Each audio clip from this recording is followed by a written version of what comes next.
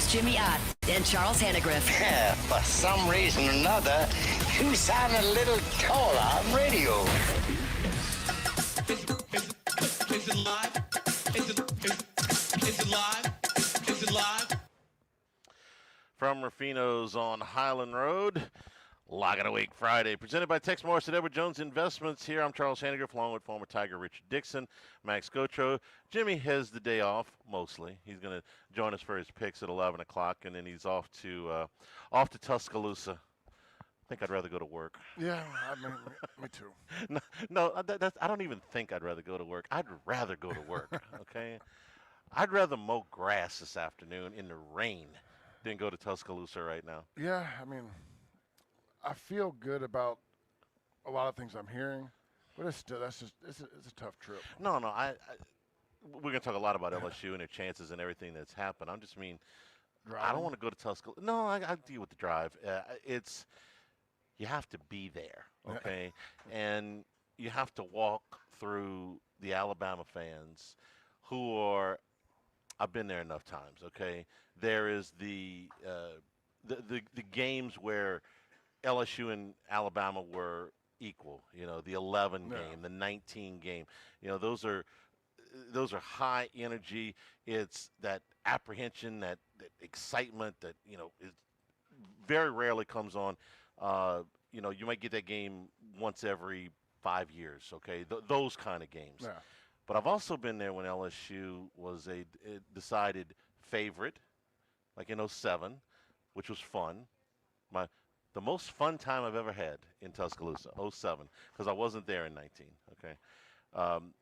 But a lot of those trips where LSU's a decided underdog, you have to deal with those people, okay? And it ain't fun. I've been one time outside of being recruited, and one time once I was done playing it was the 11 game.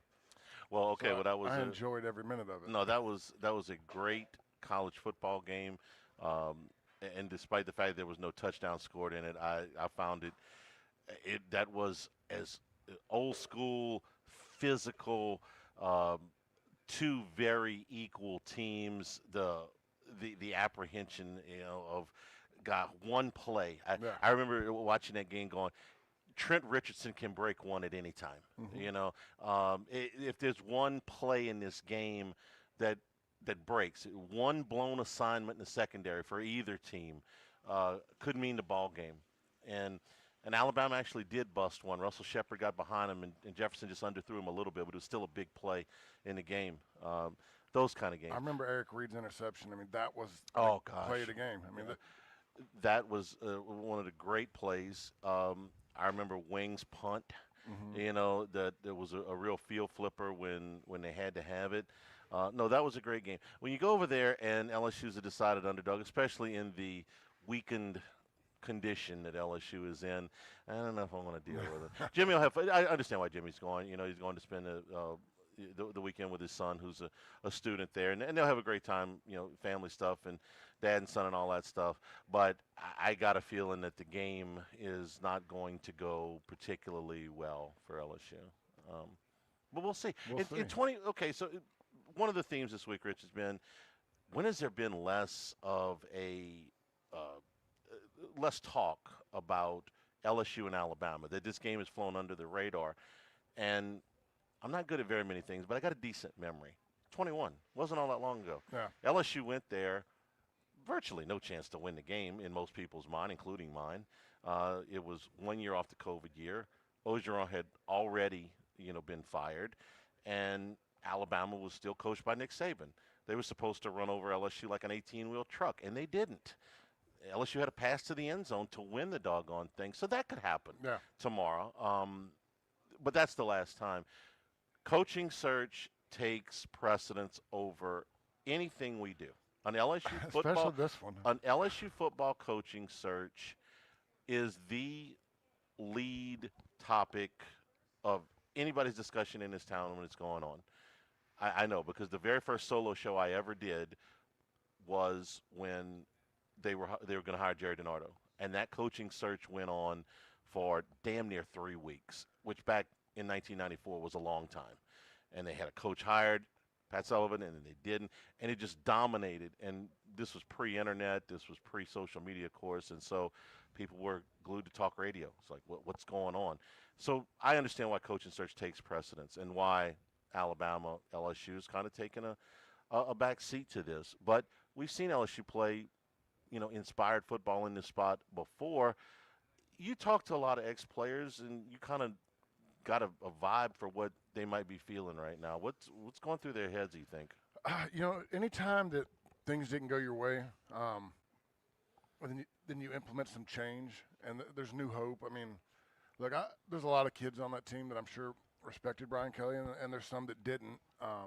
But everything that I've heard, all the guys I've talked to, is it's re-energized in there. They're talking about the hitting at practice, where I heard an interview with Braylon Moore said it was the most fun he's had at practice ever.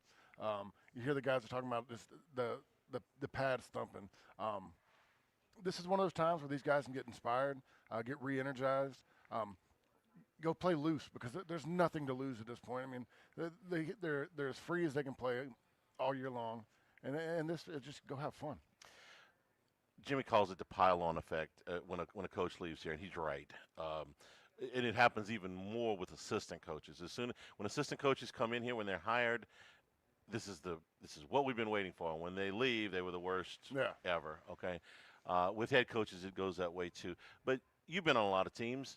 You ever been on a team where everybody liked the coach? No, I mean. So even and you've been on championship teams. Okay. Yeah. So every team is going to have at least some guys on there that don't like the coach. Well, I mean, to me, it's everybody's gonna. It's more about respecting the coach. I can not like somebody but still respect them. You've talked about coaches here that you didn't particularly care for, but to me, it's a respect. You can not like the guy, but you got to love your team. And to me, that part of that is something the coach is doing right. If he's got everybody got each other's back, everybody caring for each other. There was times when we'd pull a guy to the side that's going head to head with the coach on something. We're like, look, we get it. Don't play. You're not playing for him. You're playing for us. And a lot of that's just rallying the guys around the team. And if you make it about team, it doesn't always matter. All right, let's talk about some of the things that tangible things that they can do in this game. We've heard for 2 weeks that they're going to run the ball more, and I believe that they are going to try to run the ball more. Problem with that is they got the same offensive line that they had before. In fact, they've got less of an offensive line potentially, because we know that Tyree Adams is out. We know that Karius Kern, okay, if he plays, is he going to be compromised at all? And even if he isn't compromised, it's still his third start. It's still Tuscaloosa, and the rest of the offensive line is the offensive line. So this is one of those things, Rich, I think that sounds wonderful on Friday afternoon. We're going to run the ball tomorrow. Okay, it's the same offensive line that has been keeping you from running the football most of the year. Now, they're going to try it more, but what if they get in there and it doesn't work? What if the first 8 carries go for 12 yards, Deflating. There's things they can do different. It's the same offensive line. It's not the same coordinator. It's not the same coach. It's not the same scheme. You've heard it from the morning guys, Jake and Matt, all the time talk about how the amount of zone. There was no power schemes. They weren't coming in there and running counter and lead and bringing a few different aspects to it that that you can get guys going straight forward. Get away from the RPO. Let those guys play with a full head of steam and not have to worry about a pass being called and then being downfield. So there's little packages they can do different. 100% sell out on the run. This isn't a read play. We're not going out there to where we might pop pass it or pull it, or no options. You know what the job is. You know what the scheme is. Hit the guy as hard as you can. Here's the positive part, since I want to try to see both sides of it here, and just the way the things have been going the last 2 weeks. My first one is to go, what if this doesn't work? Here's the good news, okay? When we watch Ole Miss, I think Ole Miss has got a puncher's chance at the national championship. But what I think will ultimately do them in is their rush defense. We saw what happened, in the Georgia game. Ultimately, I think Ole Miss is going to run up against somebody that's going to muscle them a little bit and is just going to run the football too much, and they're going to lose. But they got an outside chance. Alabama's rush defense and Ole Miss's rush defense are the same. that would surprise a lot of people. It surprised me when I was going through my notes yesterday. No. The Ole Miss rush defense gives up 150 yards a game, and Alabama gives up 149. So forget about your perceptions of what you think Ole Miss is and you think Alabama is. This is the reality that in November of this year, the Ole Miss rush defense and the Alabama rush defense are statistically identical. So if you do run some of this power stuff, Alabama has proven to be vulnerable to this. No, Alabama's gotten beat up a little bit in the run game, and that's where, I have this feeling. Like, I'm not saying that, I think LSU's going to go out there and win it, but I think that they're going to play hard, play inspired, and keep it closer than people think. When you have this type of energy and you're going to have guys that sell out and want to do something that's different, that they want to go out there and prove their toughness, look, you're going to get the best effort. And, look, if it works, it works, and it's going to be fun. If not, look, they've been running the other offense for all year long. They can get back into some plays. And I think you've got a back in Harlem Berry that is for November is pretty lightly raced. Yeah. You're a horse racing guy, lightly raced. I think he's ready to have one of those heavy workload games. Yeah. I mean, that was the frustrating thing to me. I mean, there was a lot of things that went wrong in that second half of that A&M game, but they were running the ball well in the first half. I mean, Harlem Berry averaged 7 yards a carry in the first half, and we just went away from it. And that's where I get frustrated, because we've seen what he can do. I feel like he plays with the best vision. He's a natural runner. And just let that guy get there and get 20 carries. In 2000, if you're looking for a ray of hope for a team that goes in, 21, they went in with a lame duck coach. It's time to go in with an interim coach. In 2021, Ogeron had already been fired, but he was coaching out the season. LSU lost the game 20-14. First downs were equal, 16-16. Total yards in that game, 308 to 295. Turnovers, 2-1. Time possession, 29-31. Okay, this was an even football game. This wasn't a flukish thing. LSU played over their heads that night. Yeah. You know how big of an underdog they were? 4 touchdowns. Ooh. They were a 28-point. Remember, Alabama was 7-1. They were ranked number 2 in the country. Yeah. They were almost a 3-time as big underdog in 21 as they are tomorrow. Yeah. And they took it to the last play of the game. It's possible, okay? They just got to go out there and they got to play over there. Look, that team played over their head for 60 minutes. It's possible. Oh, yeah. They played 10 times. Alabama's going to win 9, at least 8, okay? But one time. You catch a team that, I think it works both ways. Alabama, that year being a 28-point favorite, they're probably a little bit more relaxed. It balances out. Does Alabama look at LSU another week, or do they look at LSU and like, they got talent? If you listen to the players, they're saying the right things. Yeah, they're not giving you bulletin board material, but they can't help but psychologically, I think, look at them and say, well, this team's fired their coach. They've watched the film. Yeah. I mean, when you watch enough film of somebody not doing something. Yeah, it's not like LSU's played well Yeah. in the last month. We're here at Ruffino's. The restaurant will open at 11 o'clock. Appetizer feature. My man, Chef Patrick. He put the angry shrimp back on the, maybe that's appropriate for this week. The angry shrimp is one of my favorite things here. The fried Gulf shrimp with a sweet chili glaze, eggplant Acadiana, the fried eggplant medallions with Louisiana crawfish tails and mushrooms, topped with hollandaise sauce. Man, I could pass the appetizers today. Those are fantastic.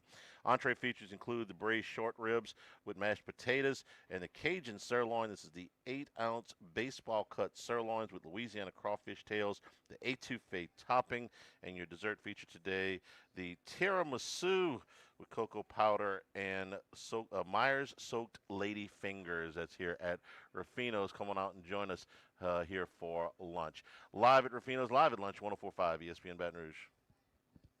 Live at lunch. Hey, I'm Mike Slater. My dad passed away at the age of 63. It's out of nowhere. Had a stroke. Super hard, obviously, for the whole family, but my dad had life insurance. This is why I have life insurance for my family, for my wife and 4 kids. And the best place to get life insurance is ethos.com, because you can do it in 10 minutes. And there's no medical exam and no blood test, just a few health questions. Get life insurance in 10 minutes so your family is protected. Ethos, ETHOS, ethos.com/play. If you love to travel, Capital One has a rewards credit card that's perfect for you. With the Capital One Venture X card, you earn unlimited double miles on everything you buy. Plus, you get premium benefits at a collection of luxury hotels when you book on Capital One Travel. And with Venture X, you get access to over 1,000 airport lounges worldwide. Open up a world of travel possibilities with the Capital One Venture X card. What's in your wallet? Terms apply. Lounge access is subject to change. See CapitalOne.com for details. Life can change, and it starts with one brave step. At Baton Rouge Gamblers Anonymous, people just like you are finding freedom from their gambling problem, one day at a time. Our daily meetings offer real support, real stories, and a fresh start. Call 888-502-5610 or visit BatonRougeGA.org. You're not alone, and you don't have to do this by yourself. Baton Rouge Gamblers Anonymous. Find hope, find healing, find your life again at BatonRougeGA.org. Actual price will depend on product and subscription plan. Featured products are compounded drug products, which the FDA does not approve or verify for safety, effectiveness, or quality. Prescription products require an online consultation with a healthcare provider who will determine if appropriate. See website for details, restrictions, and important safety information. Want a boost in and out of the bedroom? Hims has you covered. Introducing a new 2-in-1 approach to level up your game. Tadalafil for better bedroom performance and zinc for testosterone support. Put it all together and you've got what you need to turn things all the way up. Getting started is simple. Just go to hims.com/radio to start your free online visit. Through Hims, you can access ED treatments including pills, chews, and more. 100% online. No office visits, no pharmacy lines. Just fill out a simple intake form and a licensed medical provider will determine if treatment's right for you. If prescribed, it ships free and discreetly to your door. Find affordable treatment options at up to 95% less than brand names at hims.com/radio. That's hims.com/radio. HIMS.com/RADIO.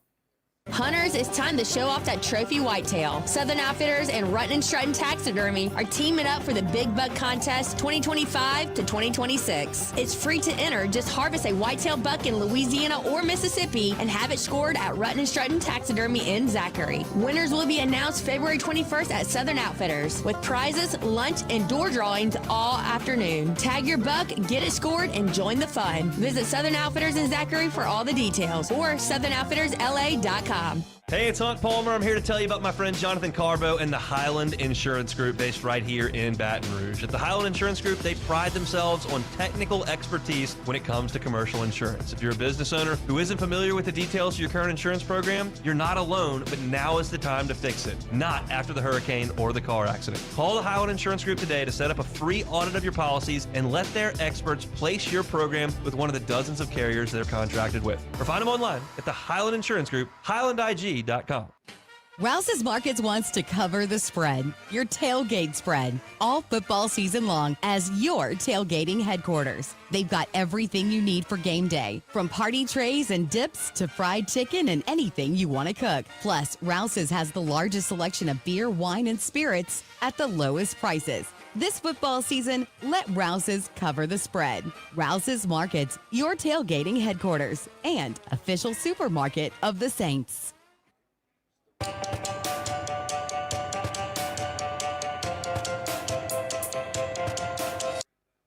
It's Lock of the Week Friday, presented by Tex Morris of Edward Jones Investments. Now, back to Live at Lunch from Ruffino's on Highland Road on 104.5 ESPN, Baton Rouge.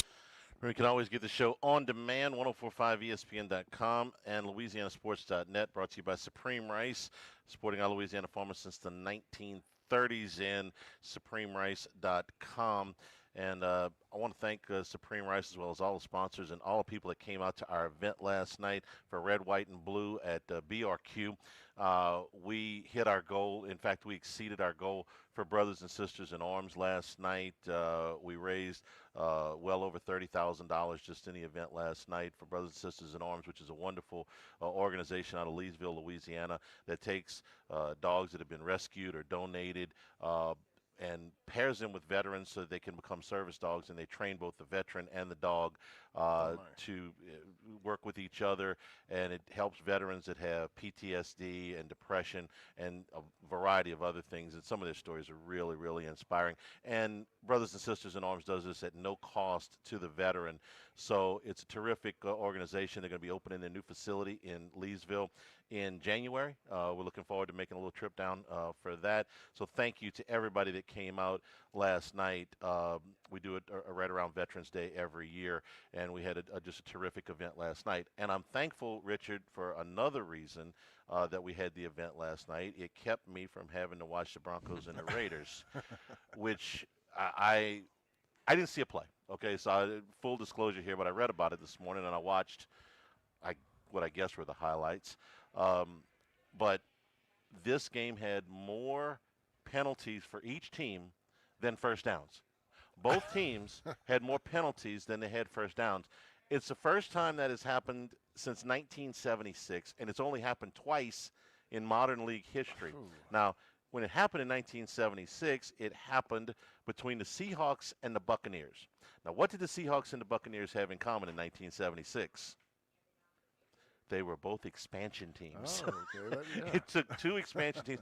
And back in 76, expansion teams did not nearly get the advantages now. They weren't gifted all of these extra draft picks, or the expansion draft rules were severely constrained. Your team was going to stink. Yeah. I mean, you had your first year, you had no chance. I mean, things like what happened with the Vegas Golden Knights going all the way to finals in their first year or later. And the NFL learned their mistake. They made it much more lax when Jacksonville and Carolina joined the league in '95, to where those teams actually had a fighting chance.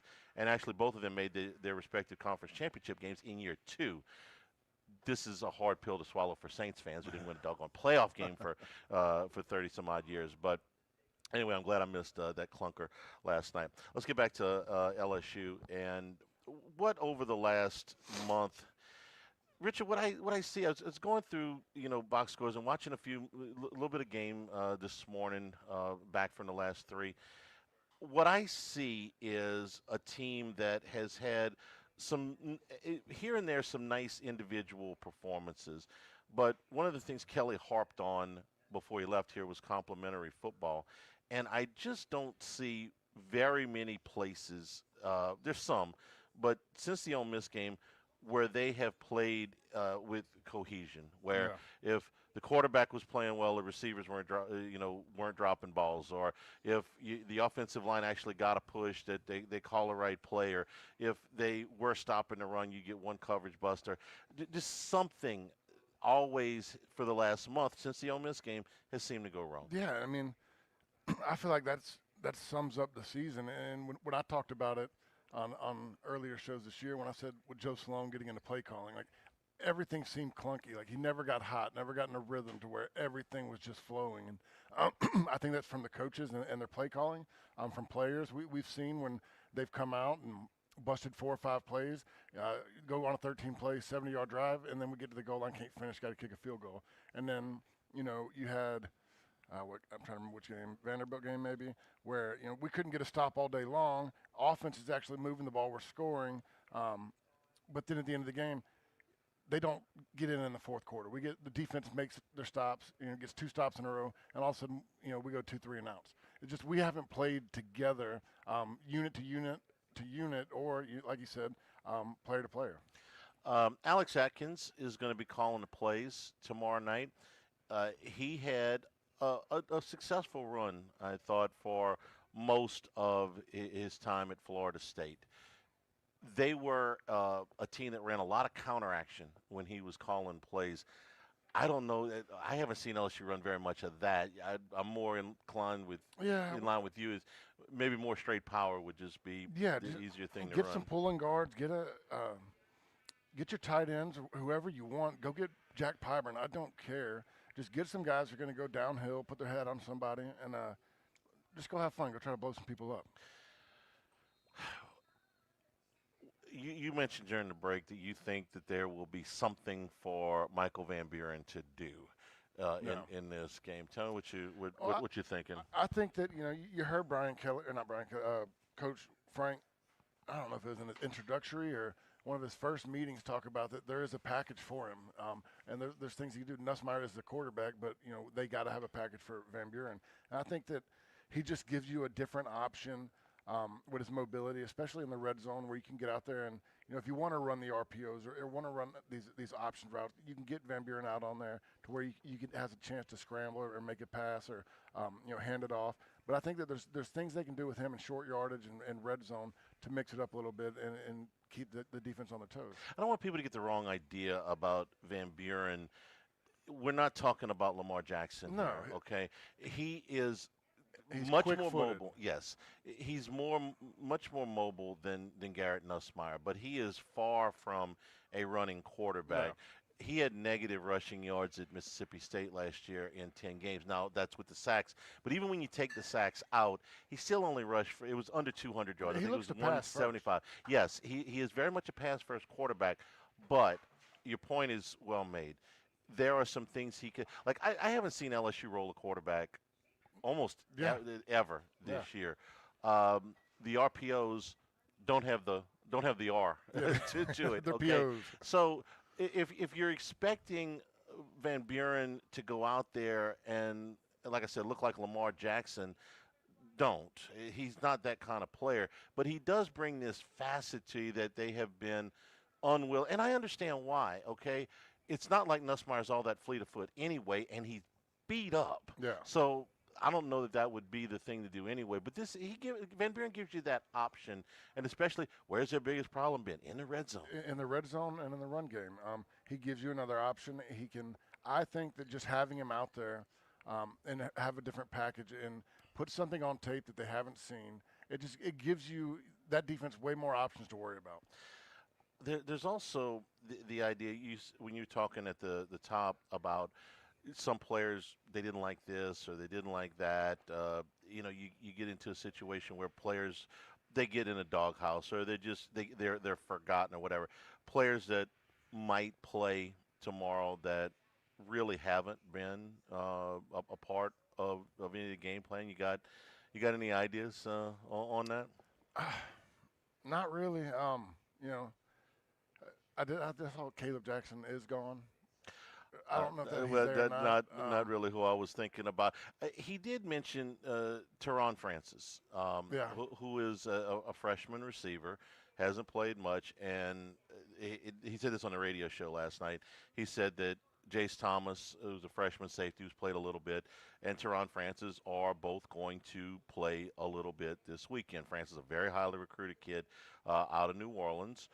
I haven't seen where they've got more experienced receivers that they haven't used. Yeah. Nick Anderson comes immediately to mind. But if Teron Francis, fresh legs, fresh idea, fresh anything. Trying to keep him happy. I mean, at the end of the year, you're also trying to be like, hey, look, you might have seen this guy's frustrated, seen that he's on the brink of hitting that transfer portal, and Frank knows his ability, his talent, and the future that he could have here. And maybe that you're going to see some of these guys be like, hey, Frank said, no, we're going to get you some playing time. You're getting in there. I think it's a good point because on one hand you could say, well, whatever happens in the next month is not going to maybe matter to the next coach. Okay, so you're going to have to make that decision then. But, man, a month is a long time. Yeah. And if you get it in your head, I'm out of here, I'm out of here, I'm out of here, I'm out of here, and when the new coach gets it, wait, we really want you to stay, I'm gone. you got your mind made up, okay? So keeping them engaged. I think that's a lot. What Yeah. Frank knows that. And, Frank is the recruiting coordinator. I think that anybody who takes this job is dumb not to keep Frank with them because Frank is a nucleus of recruiting in Louisiana. He's the guy that all the players go talk to, but he's also got the pulse of the team. I think that there's guys that, like I said, he's going to put some guys in there to get some playing time because he knows what the future could be. I'm going to repeat my refrain every time they change coaches. I want the new coach to hire whoever it is that he wants to hire. If they're on the current staff, that's fine. If they're not on the current staff, that's okay too. If they coach in the NFL, they coach in college, they coached on Neptune. It's got to be the new guys. I don't want anybody else deciding staff for the new coach. Yeah. The new coach, if he's bright enough, okay, he'll come in and he'll make the assessment and he'll live or die with his decisions. I don't want that prescripted for him. Brian Kelly came in here and fired Tommy Moffitt. Turns out that was a mistake. Let Corey Raymond go. Okay. Turns out that was a mistake. They eventually Blake Baker. Let him go. Okay. It turns out he rectified that. But you got to let those guys do it. I didn't say that he should or whatever. I'm just saying, in my mind. I understand what you're saying. Yeah. I don't even disagree. I hope that the next coach feels the same way. What I don't want, I've seen this happen too many times. It happened with Les, and it happened a little bit with Brian Kelly, where I'm sorry, there were outside influences. You got to keep this guy. Yeah. All right. Don't put the new coach under that. Don't bring him in here and say, we want you to do things your way, except, for this. You got to let them do it the way they want to do it. And if they fail, they fail. Brian Kelly on number 6 today, it's a par 4 with a dog leg, is probably going, maybe I should have kept Tommy Moffitt. Maybe I should have kept Frank. Or I should have kept Corey. But that's got to be their decision to do. We're here at Ruffino's. We're also brought to you by Louisiana Health and Injury Centers, helping you deal with pain. Dr. Michael Goff and his staff done a great job for our family. When you got those aches and pains, old automobile accidents, an injury flaring up. You have injuries flare up, Rich, from time to time? I've got one right now. Things that hurt, they will help you out there. Target those problem areas, get you to feeling better. Whether it's just an exercise and stretching program that'll loosen some things up, or you get into dry needling, electric nerve stimulation, cryotherapy, ultrasound therapy, any of the many techniques that they employ, they're going to get you to feeling better. Airline Highway, Plank Road, Jefferson Highway, near Drusilla. Dr. Michael Goff, Louisiana Health and Injury Centers. We'll take a break. Lock of the Week Friday, presented by Tex Morris at Edward Jones Investments from Ruffino's on 104.5 ESPN Baton Rouge. Live at lunch. Hey, Tigers. This is Colin Jeter, former LSU tight end and Director of Development at the LSU Alumni Association. Ready to put your business in front of LSU alumni and fans? Our new LSU Alumni Business Membership will connect you with a powerful network to showcase your business to Tiger Nation. Whether you're running a local startup or a national brand, the LSU Alumni Association is here to help your business roar. Join today at lsualumni.org/business network and show the world what it means to be a Tiger. lsualumni.org/business network. This Thanksgiving, arrive in elegance. The Genesis lineup blends luxury, innovation, and tech, crafted for those who savor the finer journey. From the sleek G70 to the commanding GV80, every detail is designed to impress. Give thanks for a drive that's stuffed with style and carves a path of pure sophistication. Genesis of Baton Rouge on airline at Pico or online at genesisbatonrouge.com, where luxury and gratitude meet the road. Struggling to lose weight? Feeling overwhelmed by diets and exercise plans that just don't work? There's a better way. Unique Physique offers weight loss injectable medications. Semaglutide, now only $195 a month, and tirzepatide is only $325 a month. The lowest prices in town. No contracts, no gimmicks, just real results without the hassle. Visit uniquephysique.com or call today to schedule a consultation and unlock your weight loss potential. Unique Physique, your weight loss solution. Water is water, right? Not when it's Evermore. Smooth-tasting Evermore water is Mother Nature's masterpiece. Evermore is natural artesian water. Maybe you want a healthier lifestyle, a high-end athlete who wants better hydration, or a parent who wants something healthier for their kids. You want Evermore. EVAMOR. Evermore. Available at great local retailers. You may think time is up. Every 11 minutes, someone dies from suicide. And every 11 minutes, 2 people die of a preventable overdose. You may think time is up, but there's still time for hope. If you or someone you care about is experiencing a crisis, the Bridge Center for Hope is always open and always here. For more information, visit brbridge.org or call 225-256-6604. Some builders avoid complex renovations. We thrive on them. At Wesley Construction, we lean into challenges and bring tired spaces back to life. If it's messy or unexpected, we're built for it. See the results at wesleyyusa.com or follow us on LinkedIn. Coach Saban here. On the field or on your walls, coverage matters. That's why I go with Behr Marquee Interior Paint and Primer from the Home Depot. Exceptional hide, advanced stain blocking, and over 1,000 colors to choose from. Bear Marquee delivers one-coat coverage that stands up to real life. One-coat coverage, no overtime. Bear Marquee, only at the Home Depot. How doers get more done. Valid only when tinted to colors from the Bear Marquee Interior One-Coat Hide Collection.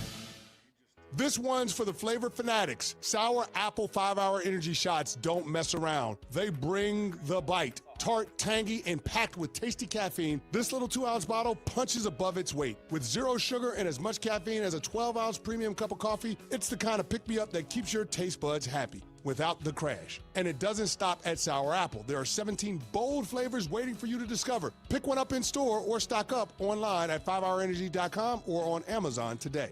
Sure, there are other places to watch football, but for the real game changer, yeah, that's Hooters. Hooters is your home for all the great football action. Check out our game day bundle, 10 boneless wings and a Big Daddy draft beer for just $14.99. Hooters, winging it since 1983.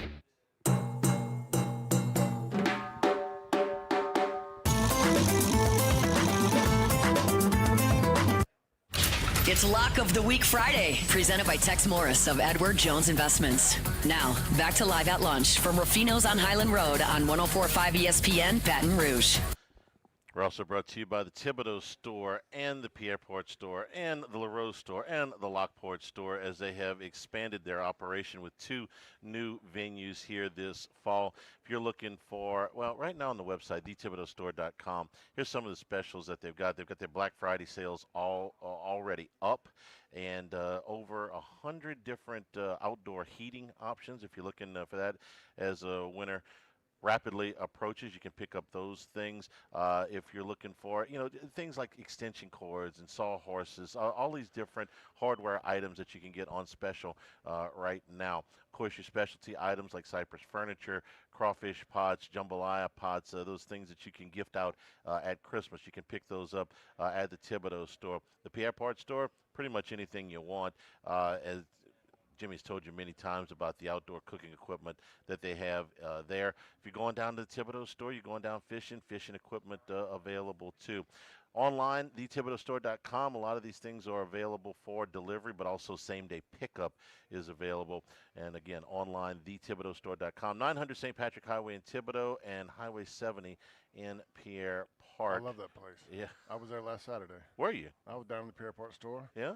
I go down. My camp's about 20 minutes from the Pierreport store, and if I need something, that's where I'm going. Max is like honorary staff down there. Oh, yeah. He's like, that's my place. I'm surprised I didn't run into you. I was there Saturday walking around. We were going to get some stuff to fry some fish and hang out, and then I end up just looking around the store for an hour. You get lost in there. Get lost. Yeah. It's pretty easy.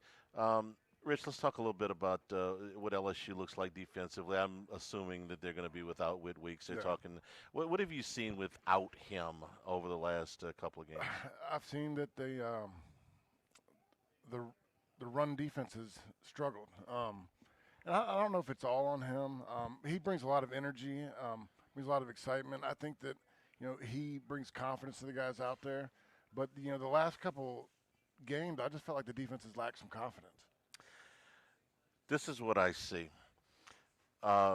With Weeks or without him, I think that this defense has done very well when they've played bad offenses and very bad when they've played good offenses. I'm sorry, that's what I see. Did they play good enough at Ole Miss? Did they get enough stops? Yeah, but they also couldn't get off the field in the second half when you needed them to. Same thing at Vanderbilt. And then A&M kind of toyed with them. They pretty much quit in the second half there. This Alabama offense is a good offense. Their quarterback is operating at a very high efficiency rate right now. He could win the Heisman. Max, help me out here. The top 3 for the Heisman have separated themselves, right? It's Ty Simpson, Fernando Mendoza, and Julian Sayin. Simpson could win it. They're fairly close in the odds. Where were those 3 at the start of the year? I'd just be curious.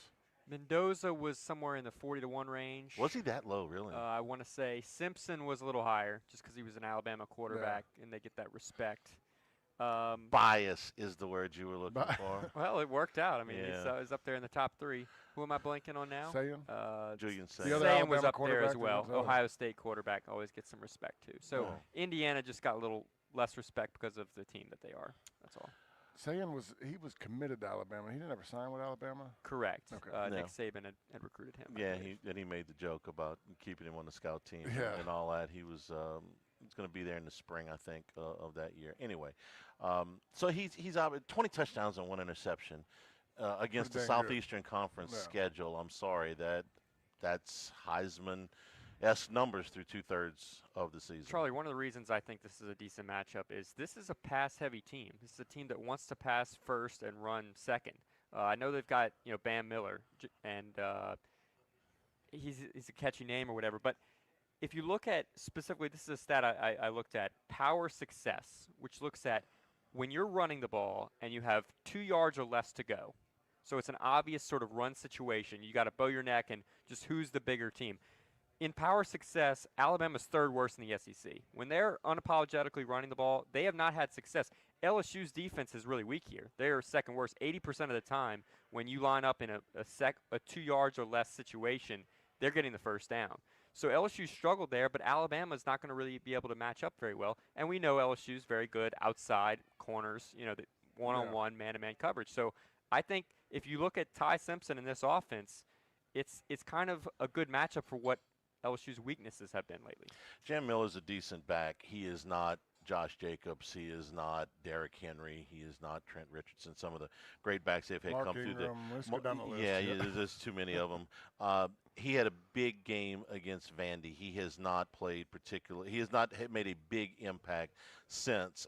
His average yards per carry in the 3 games since Vandy at Missouri, Tennessee, and South Carolina is well under 4 yards a carry, and he's got 108 yards, I think, total in those 3 games. So he's not really been a factor in the last 3 games. No, I agree with you. This is Simpson. Now, LSU's strength in the secondary. They've got really good players back there. Rich, they produce no pass rush. No. And that's something that you can blitz, I guess, but yeah, I mean, that's the one that I didn't see coming, because when you went out there and I don't know, losing the guys we had, I thought were going to be really well. The guys last year we got a little bit. I think we started off the season. What did we get, like 4, 5, 6 sacks in a Clemson game and got all excited, and then kind of disappeared. But even when we blitz, it's like we don't get there. We get a lot of hurries, but we don't get a lot of sacks. It's just, I don't know. That's the most frustrating thing to me, because I felt like I know that's what Blake Baker wants to do, and why we're not getting there is just a bigger issue. Well, if Simpson gets, I'm going to use the word comfortable, it's going to be a long night for LSU. He's been excellent even when he has been pressured in some of the games that we've seen since the opener. Okay, give him the opener against Florida State, but other than that, he's been really, really good, and he doesn't make a lot of mistakes. He doesn't. If there's incompletions, it's because guys are covered, or he doesn't get sacked a lot, but he'll take a sack rather than putting the ball in harm's way. But LSU doesn't get a lot of pressure.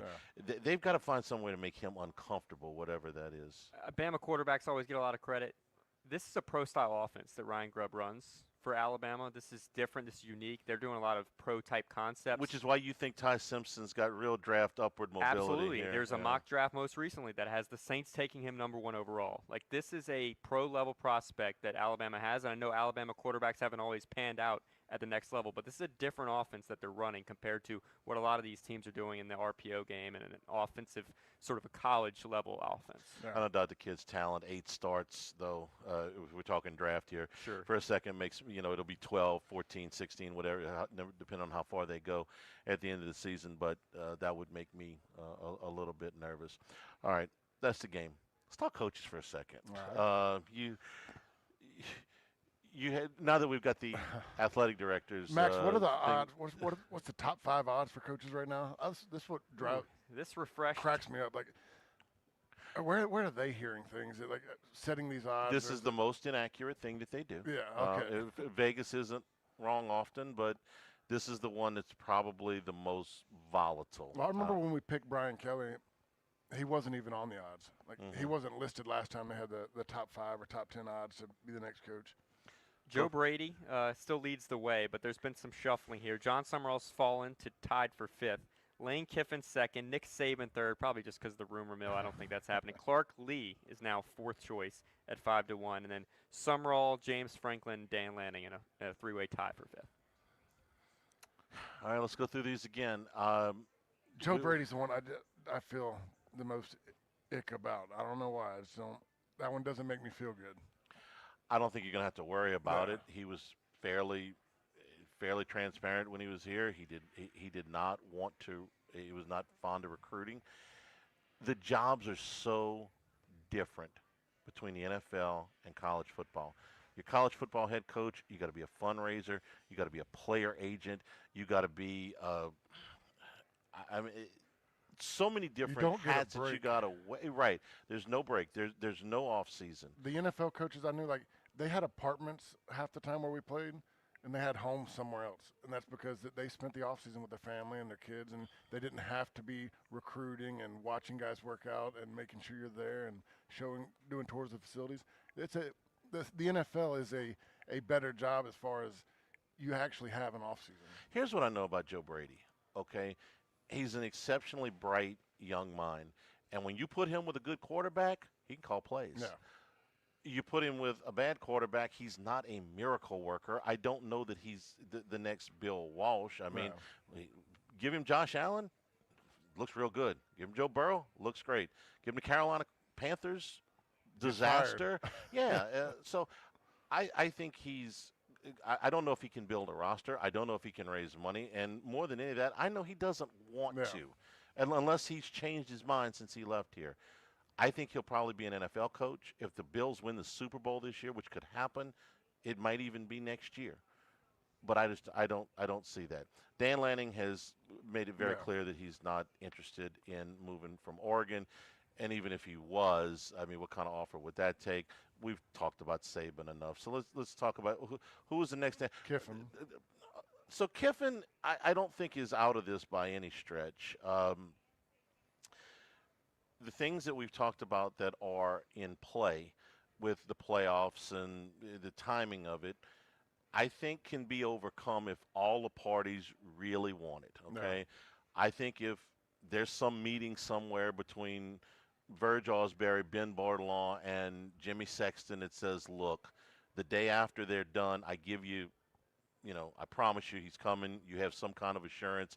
And I'm about to say, a promise isn't going to help. No, you can't trust him. There's something signed. You got to have. Yes, we're going to keep secret. Absolutely right. This is the job Lane really wants, but he's going to play this out. You wait for him. You leave Austin. Austin Thomas is key here because he worked for Kiffin before. Kelvin Bolden, Austin's assistant, worked for Kiffin. They did. So at least they would have an idea, and all those people can keep a secret. You would have some control over personnel, even if he was still coaching Ole Miss. I mean, he could take some time and talk about, hey, this is where we want to go. You guys try to hold the fort down until I get there. I could work the timing out. I can work some of the other things out. The money, though, is going to be interesting. I don't think money's a problem for LSU as long as the governor, stays being governor and doesn't try to come be player agent here. I think Lane Kiffin's going to be the highest paid coach in college football next year, no matter where he is.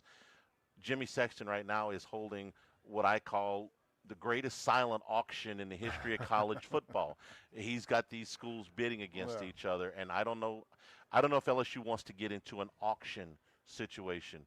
But if they do, I don't think that's dead.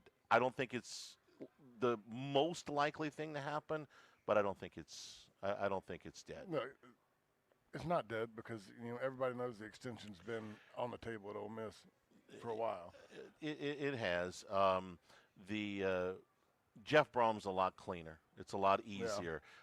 He could be coaching for a team that gets left out of the playoffs with an 11-1 record. That could happen. Okay. And if you're Jeff Brom, you're like, man, I love coaching in my alma mater, but, man, I went 11-1. I lost one game by 3 points. I had a victory over what was then the number 2 team in the country on the road, and I can't get in the playoffs? Man, if I want to win a championship, I can't do it here. Yeah. I love you guys, but I can't do much better than that. And I'm 11-1 in the ACC, and I can't get that could happen. Yeah. All right? I can't get to the playoff. I can't get in the top 12. I'm gonna have to move on. Definitely a lot cleaner. We are here at Ruffino's. Come on by and see us here. Black Friday specials are coming here the day after Thanksgiving. $100 will get you a $50 bonus gift card that you can use between January the 2nd and the end of March. It'll also be available online at Ruffinos.com all the way through Black Friday weekend. Live at lunch, 104.5 ESPN Baton Rouge. Live at lunch. Your Fighting Tigers of LSU hit the road to face the Alabama Crimson Tide Saturday. It all gets started with Eagle 98.1 Game Day with Charles Hannegriff and Matt Musso at 1:45 p.m. live from Rouse's on Burbank, and wraps up with Eagle 98.1 Game Day postgame 90 minutes after the end of the game. It's presented by Super Chevy and Yingling. Hear it on 104.5 ESPN Baton Rouge and your flagship home for the Tigers, Eagle 98.1. Hello, this is Brian Haldane. Let me tell you about Thrive EBR. It's as easy as 1, 2, 3. Renew our library millage to maintain our libraries. Renew the funds for the Council on Aging to serve our seniors. Renew mosquito control to keep people safe and healthy. All the while, all three pay down parish debt with no new taxes. On November 15th, vote yes on all three. Let's thrive together, East Baton Rouge. Paid for by Win EBR. This Thanksgiving, arrive in elegance. The Genesis lineup blends luxury, innovation, and tech, crafted for those who savor the finer journey. From the sleek G70 to the commanding GV80, every detail is designed to impress. Give thanks for a drive that's stuffed with style and carves a path of pure sophistication. Genesis of Baton Rouge on airline at Pico or online at genesisbatonrouge.com, where luxury and gratitude meet the road.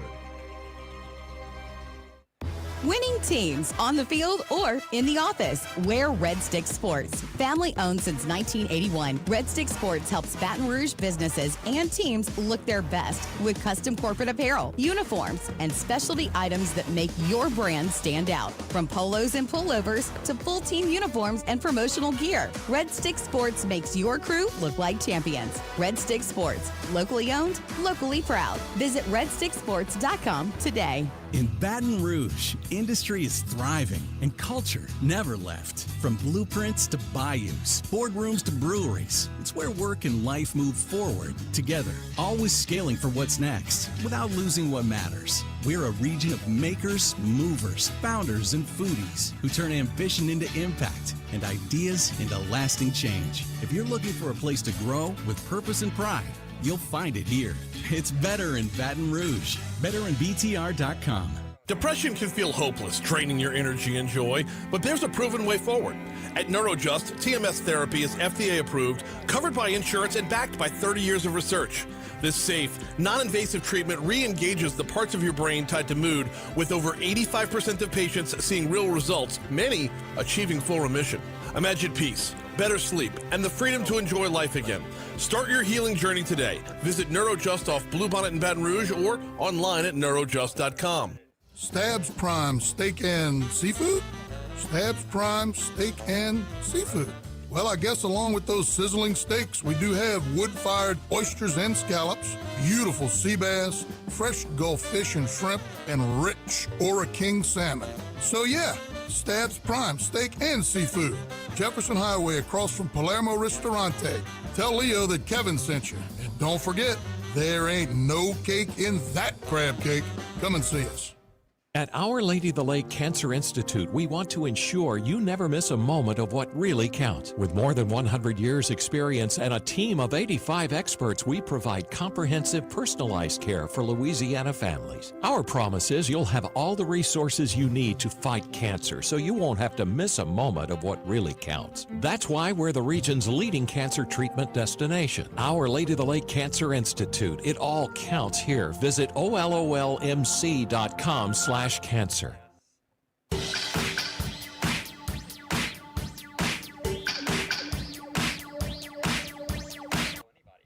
It's Lock of the Week Friday, presented by Tex Morris of Edward Jones Investments. Now, back to Live at Lunch from Ruffino's on Highland Road on 104.5 ESPN Baton Rouge. All right, you got to come to work tomorrow. Gordy's out of town, so you gotta be there. Last thoughts before we let you go. We're gonna talk to you on pregame tomorrow too, but last thoughts today on this game. Have no expectations. Go have some drink. I got some that covered. food. I got that covered. Just go. I mean, I will watch this game more relaxed than any other game I've watched. Why? Because to me, I mean, I'm not saying the season's over, but there's nothing right now. I'm just looking for something new. Looking for effort. Watch the guys play. If they go out there and I see a lot of effort and everybody just busting their butts, I'm going to enjoy watching it. If they come out there and a few things go wrong and they'll lay down, I'm going to turn the TV off. I mean, that's how I feel. Here's my hope and my expectation of why I don't think that they will do that. Two things. First of all, they had to sit through the second half film of the Texas A&M. Yes. And it is very clear to see. Jake and Matt in the morning have done plenty of film. We did the film work. It's on ours. It's on their film work. They quit. Yeah. Okay. They just flat out quit. That's got to jar some pride. And the second thing is, don't they know if they go over there and they don't give it everything they got, that Alabama will mop the floor with them? I mean, if they give that kind of effort, they'll get crushed. You got to have the Brandon Taylor attitude. What he said the other night on T-Bob's show, he said that, look, I don't care, our season's over, but I'm gonna look at the next 4 guys. I'm gonna make sure I try to ruin theirs too. Yeah. Embarrassed is what they don't want to be. Rich, thank you. We'll see you on pregame tomorrow. We're back with hour number 2, live at lunch from Ruffino's, 104.5 ESPN Baton Rouge. Live at lunch. Hey, do you love beef? I mean premium Angus beef. Sagrera Farm sells the whole sides and quarters straight from the farm. Ready to fill your freezer with tender, flavorful ribeyes, fillets, strips, brisket, ground beef, and a lot more. I want to introduce you to Louisiana's own Sean Sagrera of Sagrera Farms, a hidden gem just 30 minutes north of Baton Rouge. What's Sean's secret? Mating genetically superior Angus cattle and then ensuring that every day in the life of his cattle is. Yes. You know you got to call Jimmy. Yeah. Okay. Just make sure. No, be good. Okay. Predictable, flavorful beef. When you take a bite of Sagrera Farms beef, you'll know that this is not some mass-produced afterthought. So if you want the best, and I mean the best in Angus beef, go online to sagrerafarms.com, or better yet, call Sean right now at 225-719-1723. Sagrera Farms. Aaron Lewis and the State Liners. Country boy is all I'll ever be. The American Is It Kids Tour. Friday and Saturday, November 21st and 22nd at 8 p.m. Beau Rivage Theater. Tickets on sale now at beaurivage.com. More at aaronlewismusic.com. I'm American as it Aaron Lewis and the State Liners. Schedule subject to change. Some restrictions may apply. Every winner knows a great play starts with a solid game plan and the right team by your side. At Sunshine, we're here to keep your operation running strong. From tractors to harvesters, we've got the John Deere equipment you need to tackle every job with confidence. Because when the work's done right, there's more time for the things that matter, like cheering on your favorite team. Make Sunshine Quality Solutions part of your playbook this season and learn more about what it means to be powered by Sunshine at sunequip.com. Christmas time is almost here, which means carols in the air, Christmas trees, good cheer, and the dread of putting up Christmas decorations. Thankfully, there's Got Lit Light Installers. It's simple. They bring their lights, decorate your house, you enjoy, and when the season's over, they take them down and haul them away. Get your estimate. GotLitLights.com. That's GotLitLights.com, because everything looks better when it's lit. Hey, Eddie Kennison here. As a former Tiger and pro athlete, strength, energy, and performance are still important to me. That's why when I felt my strength slipping, I turned to Rejuvamine Medical. Check your testosterone today at RejuvamineMedical.com. That's REJUVIME Medical.com. Do you owe $10,000 or more in credit card debt or personal loans? With credit card debt at all-time highs, Debt Relief Advocates is urgently notifying consumers of debt relief now being made available, designed to aid consumers with out-of-control credit card debt. Those who qualify and enroll for this relief program will only have to pay back a fraction of what they owe. This is not bankruptcy or a debt consolidation loan. This is a relief program that credit card companies would rather you not know about, as it ends your debt nightmare and saves you lots of money. Consumers owing at least $10,000 in credit card debt or personal loans can now take advantage of this debt relief as the cost of living skyrockets. Debt Relief Advocates has established a relief hotline for you to call to learn what debt steep reduction you may qualify for, so don't wait. For this free information, call the Relief Hotline at 800-390-2485. 800-390-2485. 800-394-2485. Insurance companies have teams of professionals to fight your claim. If you want to know what your case is really worth, I'm Spencer Callahan. I'd like to help. Spencer Callahan is the one to see. Call 387-2323. LA filing number 16-7970. WNXX Jackson, KNXX Donaldsonville, and WDGL HD2 Baton Rouge. This hour brought to you by Spencer Callahan Injury Lawyers. LA 21-12681. Offices in Baton Rouge.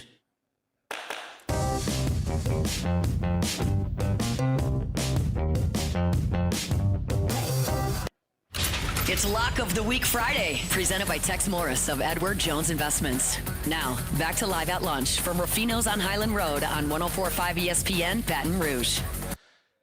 Lock of the Week Friday, presented by Tex Morris at Edward Jones Investments, rolls on here from Ruffino's. Restaurant has just opened up.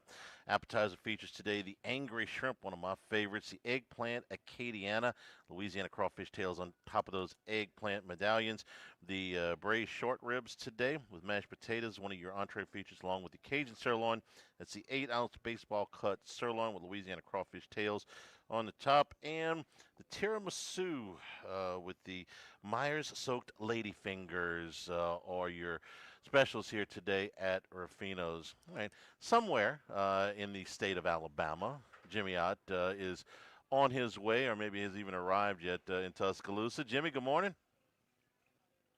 Good morning, Charlie. I'm about 35 minutes out, so yeah. Got a good start this morning after a great meal at Mary Mahoney last night down in Biloxi. So get to spend some time with my boy Bob and pulling the Raiders in a beautiful game last night in Denver.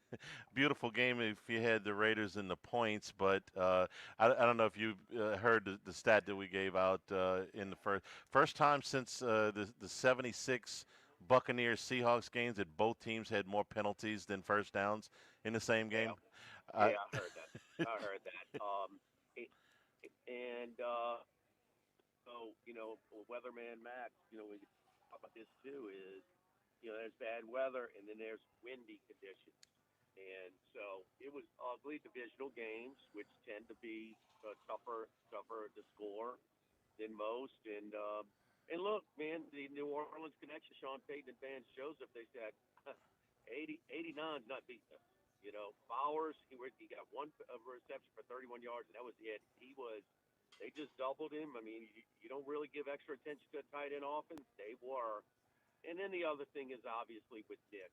So that's just tough to watch between Peyton and Nick. And I don't know who to place more blame on. I've never been convinced that Nick is a guy, but then when he's just kind of improvisational, scrambling, hurry up, the more he has to think, the less comfortable he is.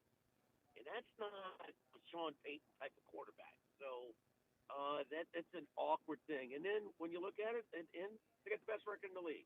As of today, they have the best record in the NFL. So it's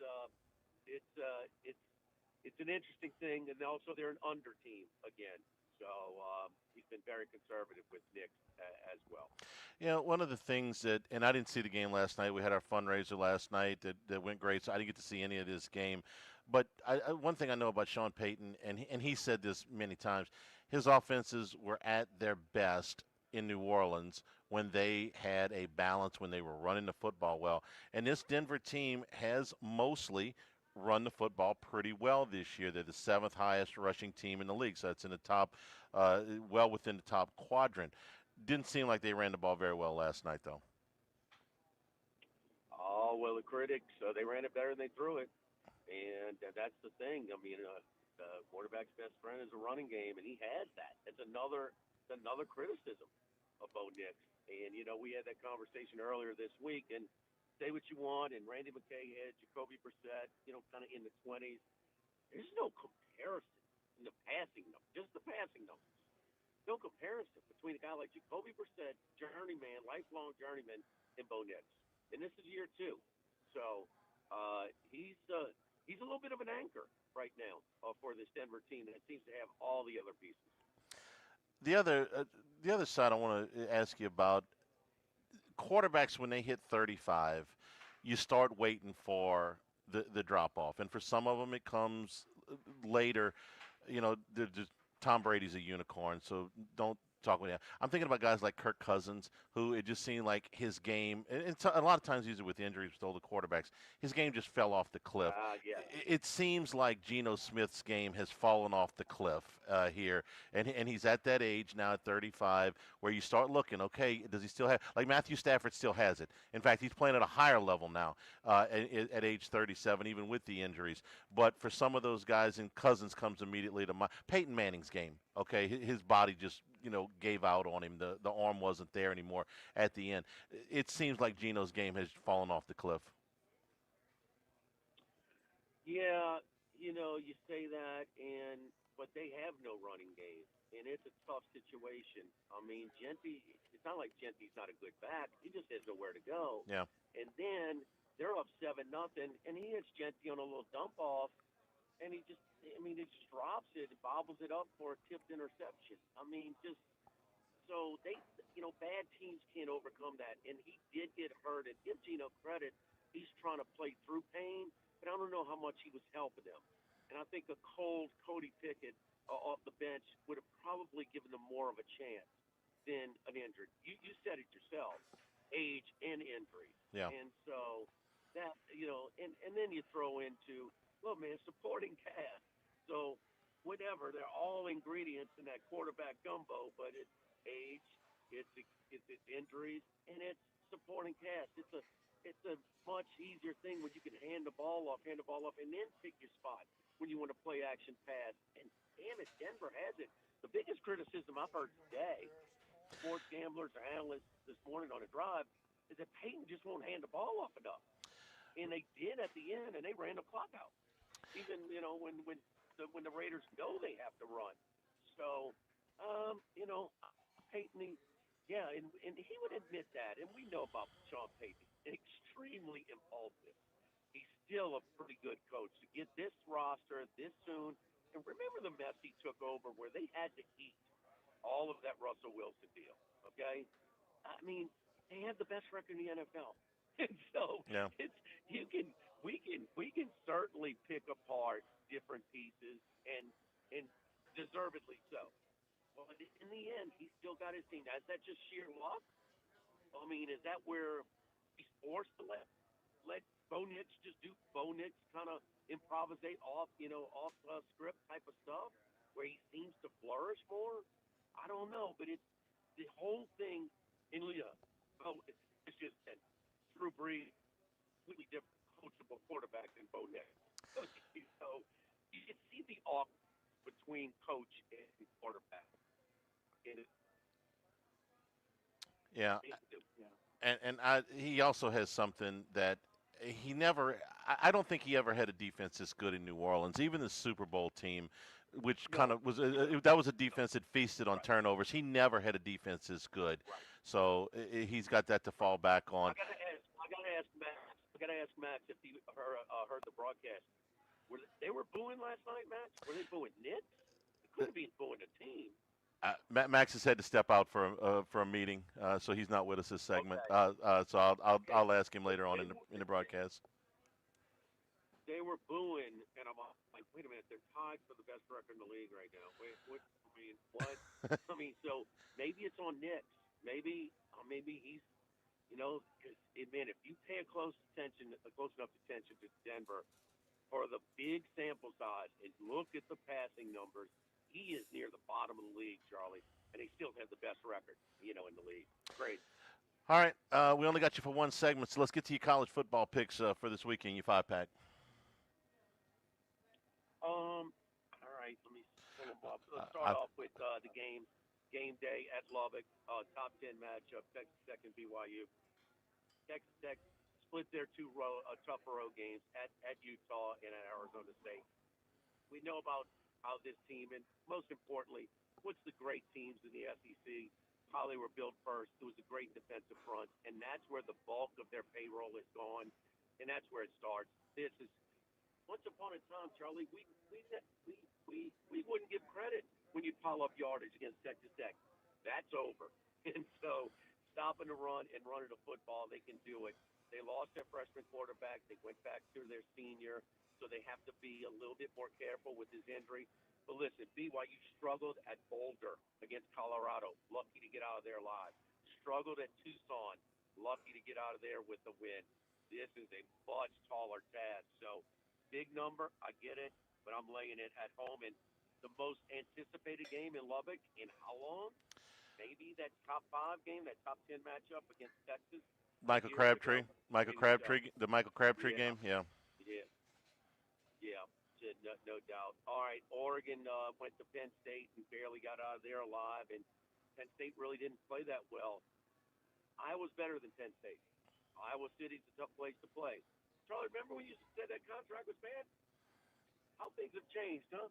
Who's got more out of the school than their contract with the coach? They actually pay their coach to coach. They've got a long run with Kirk Ferentz. So, and this also, the snaps per game, they shortened the game. It's built for a low-scoring game. A touchdown on the road, man, upset alert here, money line alert.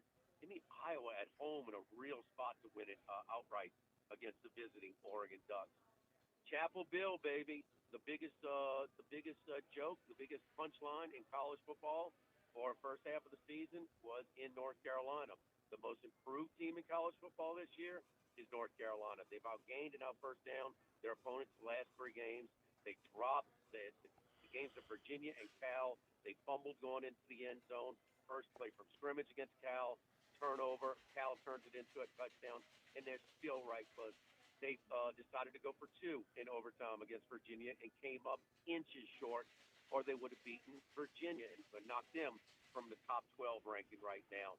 And they are out-rushing. They're stopping the run and running the football. They're out-rushing their opponents by over 75 yards per game in this 3-game stretch. The only thing, and they gave up another defensive score against Syracuse. This is a really improved team. You know, we don't have to give Bill Belichick a whole lot of credit, but first-year coaches on how their teams improve over the course of the year, as far as that's concerned, nobody's improved more than North Carolina, laying the point against Stanford at home. Texas A&M and Missouri. Texas A&M, 2 teams coming off a bye.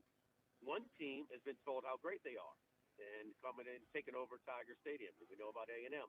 The other team's trying to scratch their heads, figure out how did we lose this game where we had the ball twice as much as Vanderbilt, gained as many yards as Vanderbilt, lost their starting quarterback in the middle of the game, and still came up a foot short at the end from sending it into overtime. Everybody talks about losing Pribula. Yeah, okay, starting quarterback. But Zollers is heavily recruited. He's got way better arm talent. He's more of a passer. And thrown into that game at Nashville, he didn't look overly out of sorts. He handled it pretty well. This might actually be an upgrade at quarterback, certainly in the passing game. I like Missouri +7 at home against Texas A&M. And also a little element there, A&M has a game to play with. Will they exhale a little bit with that cushion? Possibly so, as they go into Missouri. And Clemson, yes, we know about Clemson. Boy, did we overrate them. Who didn't overrate them? And that forced us to overrate LSU's win against Clemson as well. But Clemson in Cade Klubnik, who's had a rough year, by far his best game last week against Duke. He threw for 385 yards. That's a season high. His yards per attempt were 10.7. He had 2 touchdowns and no interceptions. It's just the second time all season that he won an entire game without a turnover. And Dabo, yeah, he had a tough call as well. Now they're at home against Florida State. This team hasn't quit just yet. Taking Clemson at home in a very soft number, -2.5 at home. Let me flip back to that Iowa State game. The Iowa-Oregon game. Moneyline sprinkle here, Jim. The Iowa Hawkeyes are 5-1 at home against top 10 teams under Kirk Ferentz in November. 2008, Penn State went in there undefeated and lost by a point. 2016, Michigan went in there undefeated, 9-0, ranked number 2 in the country, lost on the last play of the game by a point. And the following year, in 2017, Ohio State went in undefeated, ranked number 3 in the country, and got beat by 31. I know you remember that game, one of the more shocking upsets by that margin. And so under Ferentz, you go to Iowa City in November. The Hawkeyes are a tough out, even against top-flight competition. So you're getting a little bit over plus $2 on the money line. Might be worth a look. Yeah, no, absolutely, Charlie. And I mean, and they shorten the game. They frustrate you. And how about this? If Will Ferentz was there, he was still. They're averaging over his ultimatum. What was it, like 26 points a game, 24 points a game? He had that. Yeah, right. That season. I mean, one of the craziest, kind of clauses of a contract you'll ever see. They're over that now. They're in the high 20s. They have a little pop with their offense, but man, they're going to run the ball. They're going to stop the run. It's just so steady. Who's been more consistent? They never get over the hump, but they never win less than 7 or 8 games. I mean, it's just been the model of consistency, and where Wisconsin actually had that going for them. Well, okay, we want to modernize our offense to try and get us over the hump. How'd that work out? Ferentz and Iowa just stay in their lane, and they max out their recruiting, their budget, and everything else. And they're a hard out, man, in that place. That's a tough place. And how many times has Oregon made trips to Iowa City? Probably 0. No. So, another reason. That's a tough place to play, and just a solid out in the year-to-year volatile world of college football. God, dog, they are consistent. They're a consistent program. Let me give you one more thing. It's going to be a balmy 42 in Iowa City tomorrow afternoon, but 65% chance of rain during the game. So do with that what you will. Probably not going to be pleasant conditions, even if it's not below freezing there in Iowa City. And Charlie, Indiana has destroyed everybody. Indiana, they're not outscoring their opponents by 31 points a game. They're covering the spread by an average of 31 points a game. And, man, they were on the ropes against Iowa in that trip. Fernando had to make that 50-yard touchdown pass at the end. I think it was on 3rd and 10 as well in a tie game. So Iowa's really they're a tough out, man. I think they're going to win the game outright. Give Ethan my best, and I hope his team loses. I hope you guys have a good time. So do I, baby. I'd love to run my mouth after an LSU win. So, and look, trying to figure it out. The interim boost, we talked about it. Man, that first time, not winning a lot, but covering a lot. And I kind of feel the same way. Look, LSU, Frank is more connected with the team, with the players. They're going to play hard. The 4-letter word, the Q word, quit, is not happening tomorrow. But still got offensive line issues, still got to block, and that's going to be tough. I don't care who's playing quarterback, who's calling plays. So that might limit you. But an effort, I expect a big effort from LSU tomorrow night. All right, safe travels. We'll talk to you tomorrow for pregame and also on Football Sunday from Caesars in New Orleans on Sunday morning. All right, Charlie. All right, thanks a lot. Jimmy out on his way to Tuscaloosa. We'll take a break. We'll check in with our friend Chris Massaro when we return. Lock of the Week Friday, presented by Tex Morris at Edward Jones Investments from Ruffino's on 104.5 ESPN Baton Rouge. Live at lunch. 1950, Phil's Oyster Bar started on Government Street. Then Gus Piazza took over in the 70s, and now his son Anthony is taking it to another level at the current location in South Downs. It's always been a Baton Rouge landmark. Seafood, oysters, po' boys, burgers, and more, all served up in an atmosphere full of sports nostalgia and tons of TVs to catch all the games. Seafood gumbo, crawfish cheesecake, or my favorite, the meatball quesadilla to start. Check out dinner and bar specials at philsoysterbar.com. You know we bleed purple and gold at Phil's Oyster Bar in the South Downs Shopping Center. We're here to examine things that get better with age, like this bottle of Chateau Lafite Rothschild, vintage 1877. Age can make things more valuable, like this Picasso from his blue period, 1904. And treasured, like this Roto-Rooter jingle, 1954. Roto-Rooter jingle? Just listen to it. Oh, Roto-Rooter, that's the name. And away go troubles down the drain. Roto-Rooter. A timeless melody. Roto-Rooter? The lithe arrangement. But it's a clog-busting company. Wrong there. Roto-Rooter has grown into more than a clog-busting company. They're North America's largest full-service plumber and drain cleaner. And when you need Roto-Rooter, remembering this jingle can be priceless. Roto-Rooter. For all of your plumbing and drainage solutions, call Roto-Rooter in Baton Rouge at 925-8710. That's 925-8710. Since the 1930s, Supreme Rice has delighted their customers for all of your favorite South Louisiana dishes. Whether you like the brown, long grain, medium grain, jasmine, or the new parboiled rice, Supreme Rice makes your favorite dishes even better. They even have a healthy low glycemic rice, a great option for diabetics and those who have high insulin resistance. Supreme Rice is proud to be part of the Climate Smart program, which promotes water conservation and reduces methane emissions so future generations of Louisiana farmers can enjoy the same benefits. For more information and great recipes, find them online at supremerice.com. You've heard me talk about Workbox services and how they can handle all of your movable storage needs for both commercial and residential. With our shipping containers of all sizes, customized in any way that you need or desire. Now Martin Padial has expanded his coverage outside the Baton Rouge area. Workbox can now service the Gulf Coast and New Orleans areas all the way to Lake Charles. Our staff at Workbox continues to grow with Hannah, Martin Jr., Brandy, and Chris. Do like I did when I needed a movable storage unit. Call Workbox at 343-4886 or workboxllc.com. Get Moss Max and less text during happy hour at Modesto. Join us Tuesday through Friday to Yes. Okay. Trio with $5 drink specials and $6 seasonal cocktails. Eat Modesto, 3930 Burbank Drive. Pizza that's true to its hand-tossed wood-fried tradition. Roca Pizzeria is heating up its new half-off happy hour, Monday through Fridays, 3 to 6 p.m. Come enjoy 50% off margarita, pepperoni, 4 cheese, craft cocktails, wine by the glass, and draft beer. Roca Pizzeria, 3897 Government.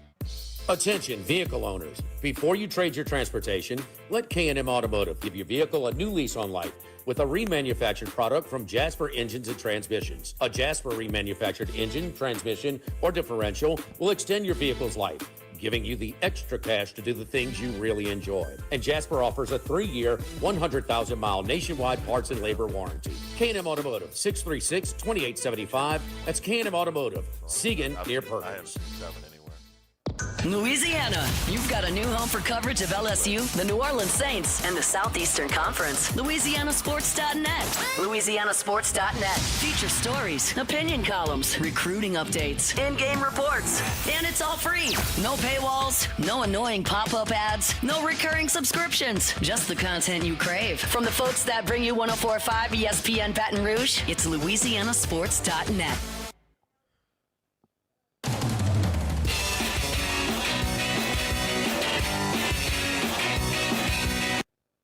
It's Lock of the Week Friday, presented by Tex Morris of Edward Jones Investments. Now, back to Live at Lunch from Ruffino's on Highland Road on 104.5 ESPN Baton Rouge.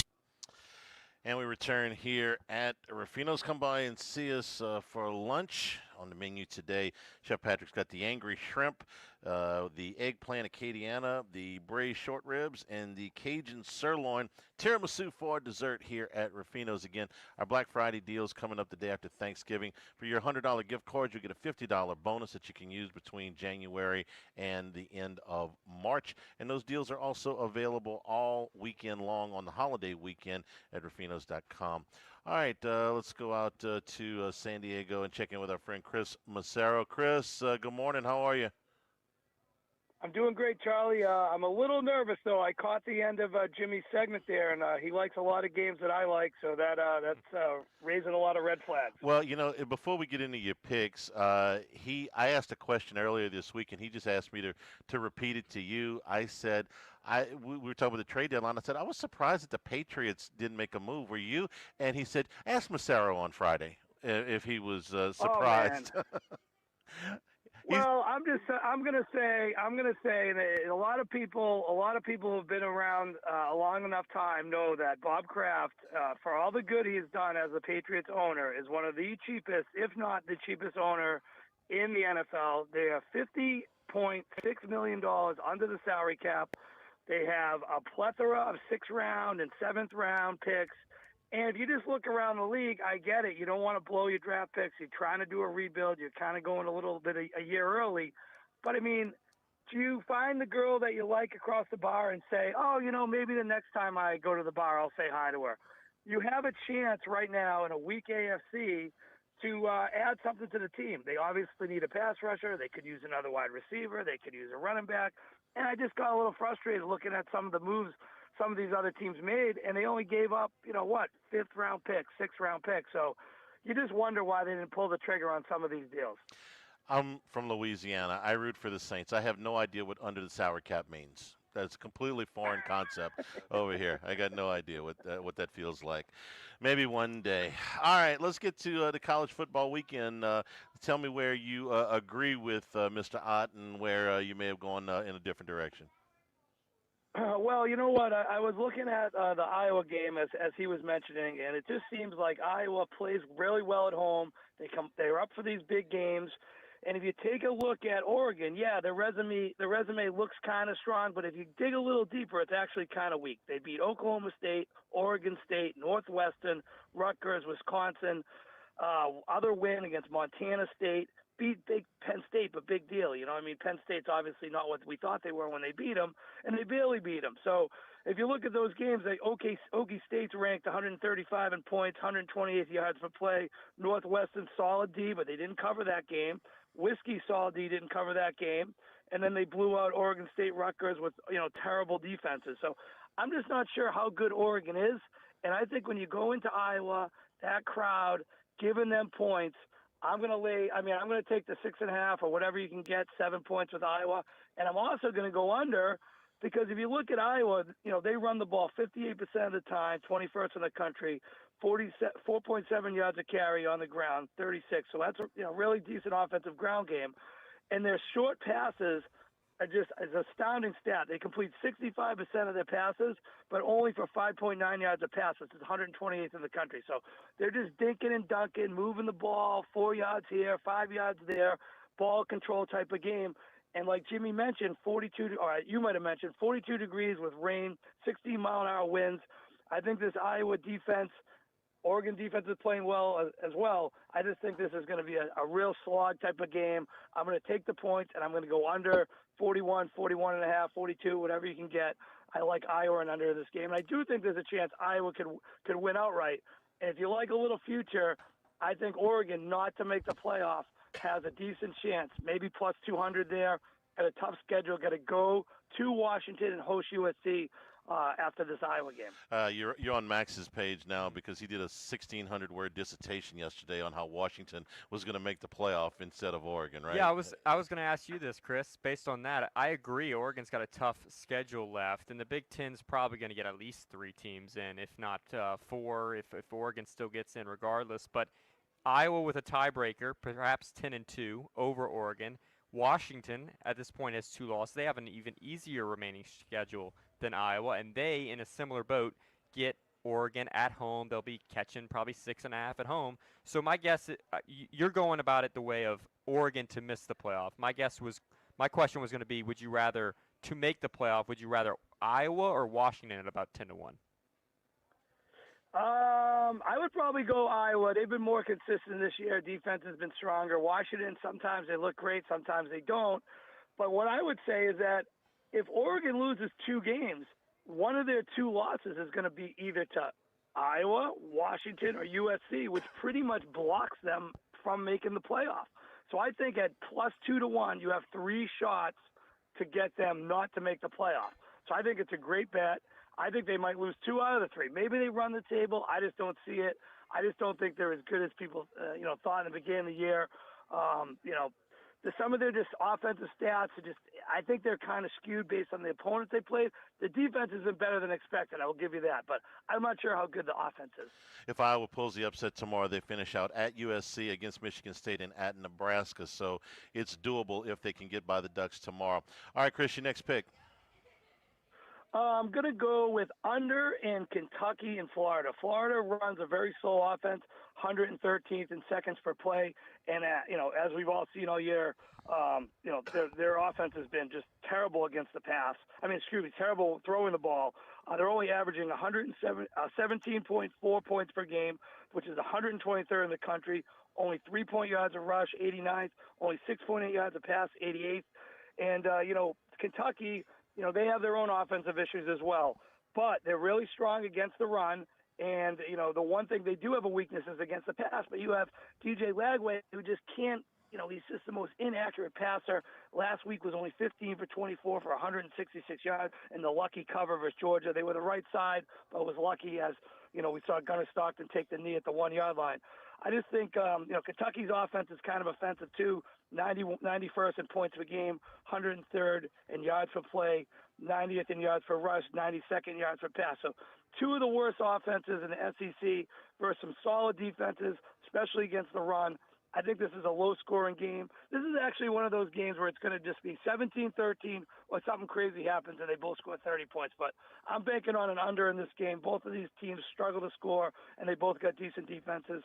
Kentucky, in their last 4 losses, 23 points against Ole Miss, 13 versus South Carolina, 14 versus Georgia, 13 versus Texas. So they finally got the win for Stoops last week, first SEC win in a while. So I just don't see many points in this game. Even got a coach fired last week, so we'll see what happens up in Kentucky. Also, one of those screwy little November trips at times. All right, next. 2 more. I got let's go over in Notre Dame Navy. 55.5, 56. Notre Dame off a weak offensive effort last week versus BC. So I think Marcus Freeman will get this offense running. Last year, Notre Dame with a lesser offense than they have this year, blew out both of the service academies, 51-14 against Navy, 49-14 against Army, 65 and 63 points.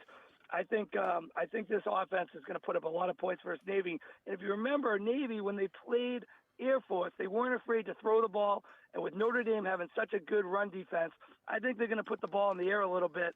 I think Blake Horvath will do that. And, if they can get to 17 points, you only have to get 40 points from Notre Dame. I think 6 touchdowns from Notre Dame is definitely doable. And I think Navy will score a little bit against this Notre Dame defense, who's had a little bit of trouble in the back end. I know they're good against the run, but I expect Navy to throw the ball a little bit more than usual, and we can get over this total. Our partner here at the Queen has this DraftKings over 55.5 is our number for that game. And what's your final pick? Final pick was a tough one. It was between maybe Texas Tech or Bama or UConn in a sandwich spot. But I'm going to go to the last game on the card with Hawaii. You have San Diego State coming off some nice wins. But if you look at their schedule, they beat Stony Brook, Cal, Northern Illinois 6-3, Colorado State, Nevada, Fresno, Wyoming. In their last 4 games, they faced Colorado State 97th in passing attack, Nevada 126, Fresno 116, Wyoming 111th. Hawaii can sling the ball around. They're not great for yards per pass, only 81st, but they throw for 315 yards passing, 8th in the country. I think they're going to have a lot of wrinkles for the San Diego State team that hasn't faced much lately. And with a big game versus Boise on deck, I'm betting that San Diego State's looking ahead. Let's take Hawaii plus a 6.5 or 7 as my final play. 6.5 is what we got here at the Queen. So Iowa plus 6.5. Iowa under with Oregon under 42.5, and Florida and Kentucky under 46 and 45 and 45 and a half just now. moved down actually to 44.5, but we'll put you for 45. We'll give you the credit. You moved the line, Massaro. 45 and a half. 45 and a half. They're listening to my take here. Notre Dame and Navy over 55.5, and the Hawaii plus 6.5 to round it out. All right, Chris, we appreciate you. Got any NFL game that has caught your attention before we let you go? Well, I'll tell you, the game last night was just a disgrace, and they really got to get rid of these Thursday night games. I mean, the teams coming in on 3 days rest, it's just not fair to the players. And last night was brutal. I like a bunch of dogs this week. I think that Berlin game, I think that's where it's being played. I think the Falcons are worth a shot. I think they're a shot on the money line. I think this Colts team as a little bit flawed. I think Pittsburgh exposed a lot of that last week, and I think the Falcons have a good chance to maybe pull the upset. That is in Berlin. That is an 8:30 our time start, Central Time start. Falcons and the Colts. Chris, we appreciate it. If you have a little bit of extra time, pull for LSU, pull for Jimmy. He needs a little help over there in Tuscaloosa, and we'll look forward to talking to you. You guys have a great weekend. We'll talk to you on Football Sunday. We are here at Ruffino's, and we're brought to you by Coastal Capital Advisors. Look, your retirement is so very important, but no two situations are exactly alike. Where you are at this stage of your life, your income level, your age, all of those things factor in. Phil Fontenot and his staff have done a great job for our family, making those future plans, working with you on that lifetime relationship to make sure that you have the peace of mind that you're moving forward. The financial situation will be secured. They'll help you out. They'll talk to you, get to know you, find out what your situation is, and they'll advise you properly. Coastal Capital Advisors, coastalcapitaladv.com is the website. Give them a call. Check in with Phil. I don't know you heard about it here on Live at Lunch, and have a talk, have a consultation. Move yourself forward in the right direction for retirement. CoastalCapitalADV.com. Advisory services provided by New Age Advisors, member FINRA SIPC. We'll check in with Troy Macker when we come back here, see where the odds have been moving. Live at Ruffino's. Lock of the Week, Friday. Tex Morris, Edward Jones Investments on 104.5 ESPN Baton Rouge. Live at Lunch. The Pierre Part Store, and now the Thibodeau Store, your local experts in construction supplies. You know, they can handle your contractor supplies for all jobs, big and small. The extensive selection of plumbing, electrical, and hardware supplies are endless, and they can even deliver it to your job site. If you need lumber, no problem. Available for pickup and delivery from Pierre Part. Top-notch tools and expert advice, it's local service. From the Thibodeau Store, 900 St. Patrick Highway in Thibodeau, and online at ThibodeauStore.com. Baton Rouge, get ready for a fiesta of flavor. Whether you're craving sizzling fajitas, cheesy enchiladas, or the best margaritas in town, Las Palmas Mexican Grill and Rio Cantina Mexican Grill have you covered. Bring the family, bring your friends, and bring your appetite. From fresh guacamole to mouth-watering tacos that hit just right, it's not just a dinner, it's a celebration. So why wait? Tonight, make it Las Palmas or make it Rio Cantina, two local favorites serving up authentic Mexican taste right here in Baton Rouge. Las Palmas Mexican Grill and Rio Cantina Mexican Grill, where every night's a fiesta. When it comes to celebrating life, there's no better place than Ruffino's. With locations in Baton Rouge and Lafayette, Ruffino's is a steak, seafood, and Italian-inspired restaurant that focuses on the celebration of life, regardless of the occasion. Whether it's the food they serve or the service they provide, their goal is to ensure a remarkable experience for their guests that is always remembered. To view our menu, visit ruffinosrestaurant.com. Ruffino's, where Louisiana comes to celebrate life. This is Charles Henniger for Home Bank. If you're tired of the impersonal, one-size-fits-all style of banking, you deserve a bank that delivers exceptional service and personalized attention to your needs. That's the Home Bank standard. Since 1908, Home Bank has been a trusted financial partner for your businesses and families because they go the extra mile to help you reach your goals. See for yourself why Home Bank is good for business and good for life. Stop by any South Louisiana, Houston, or Natchez area location or find out more at home24bank.com. Home Bank, member FDIC. Let Sammy's Grill do the cooking for your holiday feast. Fried or rotisserie turkeys with all the traditional sides. Pepper jack, crawfish, cornbread dressing, green bean casserole, mashed potatoes, boudin rice dressing, mac and cheese, and more. And for dessert, white chocolate bread pudding or pecan pie. Order a la carte or bundle up with our turkey feast that feeds 8 to 10 people. Call or stop by either the Highland Road or Prairieville locations to place your order today. Orders must be made 48 hours prior to pickup. Let Sammy's Grill do all the cooking for you this holiday season. This is Charles Henniger for Total Maintenance. For AC and heating, generators, electricity, plumbing, and more, Total Maintenance is your one-stop sales and service shop for all these needs. One of South Louisiana's oldest and largest AC and heating companies. Since 1980, their slogan has been service today, every day, so no one ever has to go to sleep hot. An authorized dealer for Carrier, American Standard, Daikin, and Rheem AC units, for Generac and Cummins generators as well. And now, for all of your electrical and plumbing needs, in Baton Rouge, call 480-1000. In New Orleans, 841-3300. Service today, every day. Total Maintenance. Do you know what you would do if you were in a car wreck? It's easy to panic when you or someone you care about is hurt in an accident. Who will pay the medical bills? Who will pay the car repair? who will deal with the insurance companies for you. Protect your rights. You need someone you can trust. Call the law offices of O.C. Brown at 343-1111. The law offices of O.C. Brown will handle everything for you. 343-1111 or online at ocbrown.com. We want to be your law firm for a lifetime. Get the 1045 ESPN Baton Rouge mobile app powered by Bayou Ford and tap the microphone icon to send us your thoughts in an audio message. Your message could be played on air. Find our app in the Apple or Google Play Store. For direct links, visit 1045ESPN.com. Tigers, Saints, Southeastern Conference, all in one place. LouisianaSports.net. No paywalls, no article limits. It's just the coverage the Louisiana sports fans want. Bookmark it today. LouisianaSports.net. It's Lock of the Week Friday, presented by Tex Morris of Edward Jones Investments. Now, back to Live at Lunch from Ruffino's on Highland Road on 1045 ESPN Baton Rouge. Jimmy, Charlie, and Troy. Three best buddies sitting around talking sports bets. Let's welcome in Troy Macker from Bet Rivers. And we return here at Ruffino's on Highland Road. Troy, good morning. How are you? I'm doing good. Thanks for having me on again. All right, let's start with the LSU game because Max tells me here just in the last few minutes we've seen a line move here locally from 9.5 to 10.5 Alabama. Wondering if you're seeing some of the same movement on your end. Yeah, absolutely. Alabama is heavily backed on the spread.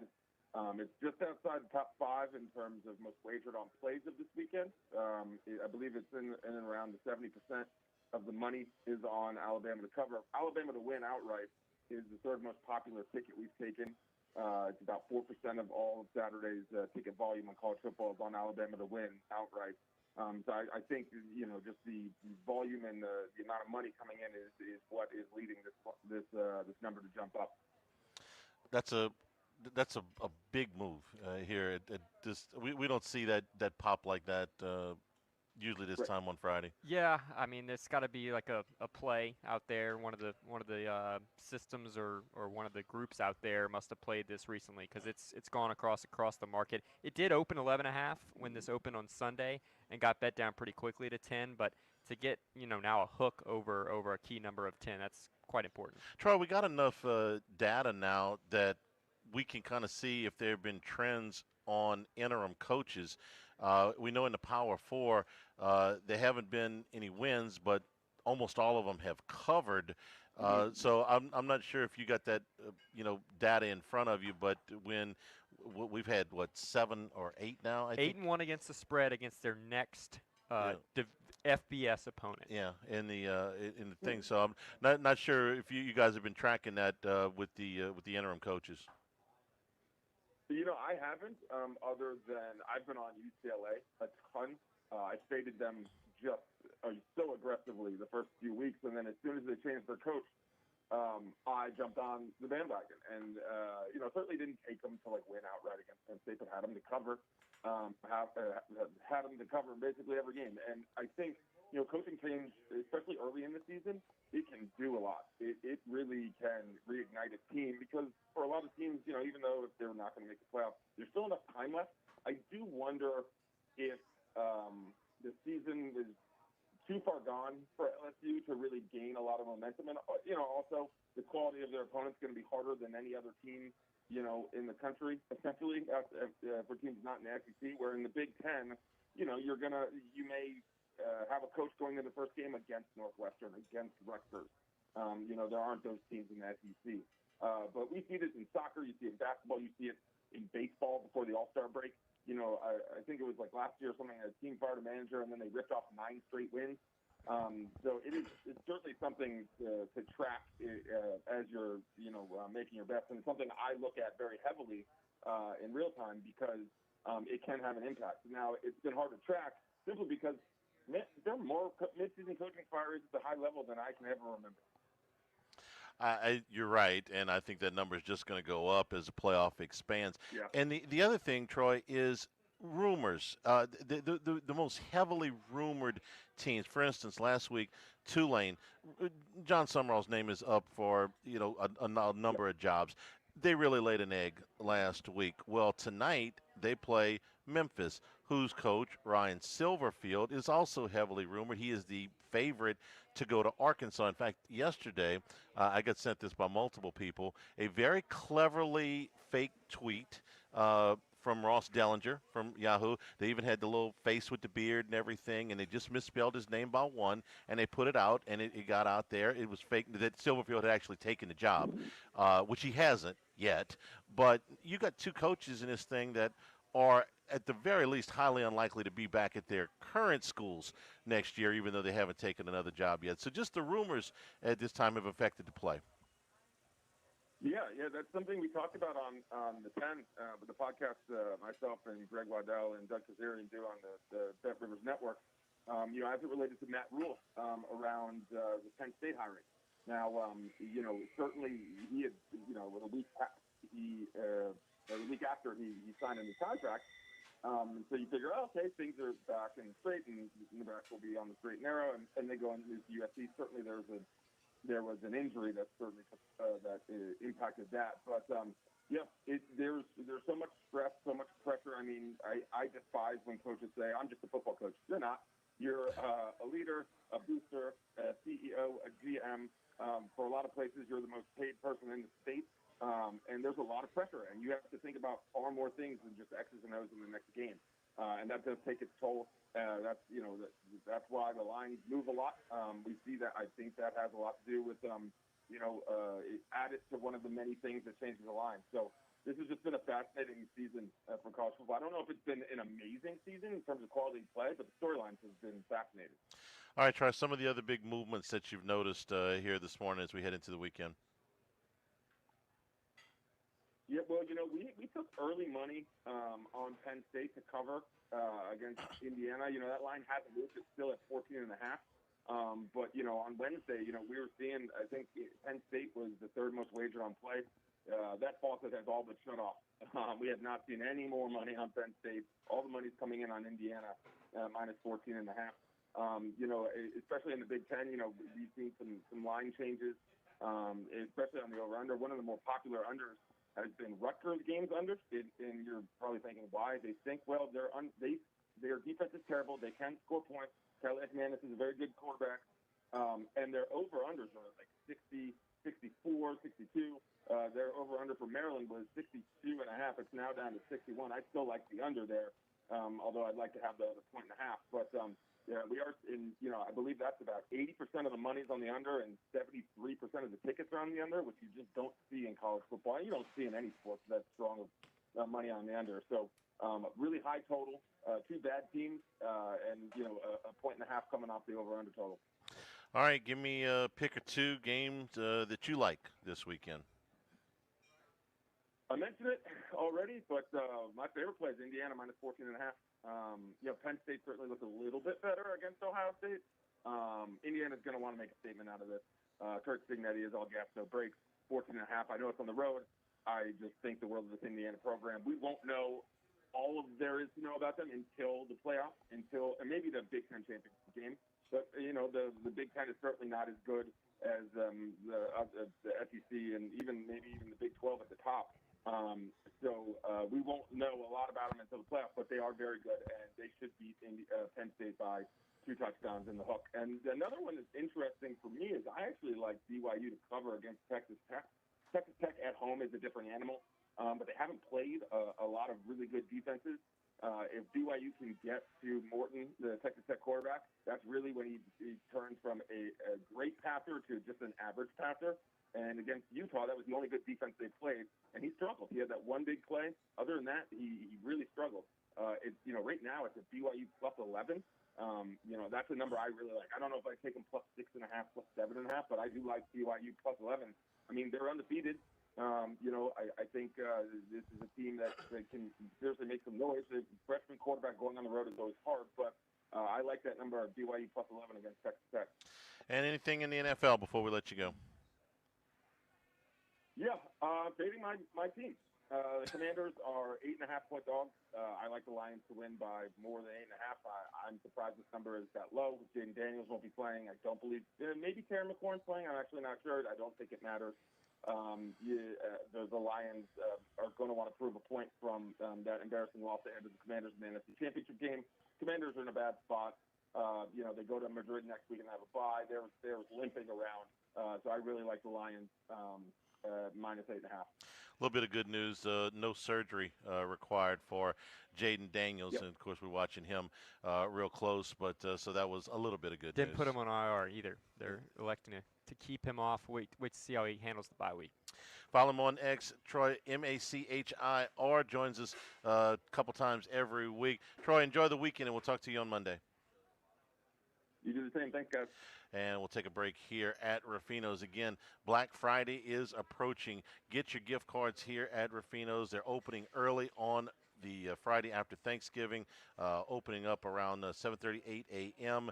And you can get $100 gift cards. We'll get you a $50 bonus card that you can use between January and the end of March. And it'll be available all weekend long online, all through that holiday weekend at Ruffinos.com. Take a break. Live at lunch, Live of the Week Friday, presented by Tex Morris at Edward Jones Investments on 104.5 ESPN.com. Live at lunch. This is Buzzy Hydell for the Morris Insurance Group. The search for reliable and affordable insurance can be frustrating, but the Morris Insurance Group invites you to look again. For homeowners and renters to auto and commercial coverage, the Morris Insurance Group offers a range of services to meet any situation. For business owners, their comprehensive package covers a large range of liabilities. There are policies for boat and RV owners, hunting camp properties, high-risk areas, and yes, flood insurance. Get a quote today at morris-ig.com or call us today at 201-0007. Go Automotive has a great selection of new cars. Chevy, GMC, Hummer, Chrysler, Dodge, Jeep, Ram. You rather a pre-owned vehicle? Using our resources, we'll help find you any vehicle that you're looking for. Our service department offers VIP service. You never have to come to the dealership. We'll pick up the vehicle at your home or office, drop off a loaner, service the vehicle, and return it when it's done. Mention my name, Jimmy Ott, for VIP pricing. The Chevy Tahoe I drive came from Go Automotive. That's Go Automotive in LaPlace and Plaquemine. 104.5 ESPN Baton Rouge and First American Bank and Trust bring you the Heart of the Game Award, recognizing student athletes who deliver when it counts. Nominate your game day standout at 1045ESPN.com by the 21st. And then it's up to the fans to vote for the winners. Each winner gets a $250 gift card, a custom award, and the spotlight they've earned. Presented by First American Bank and Trust, a banking tradition since 1910. If you're near the north side of campus, I need to remind you about a couple of longtime favorites. Highland Coffee's the original specialty coffee shop in Baton Rouge since the 1980s. My personal favorite, love getting my cappuccino from their friendly, knowledgeable staff, roasted right in the shop. Louis Cafe for breakfast and lunch 7 days a week. The Mitchell Omelet, Cajun hash browns, Big Cheesy Lou, all served up in that famous open kitchen atmosphere.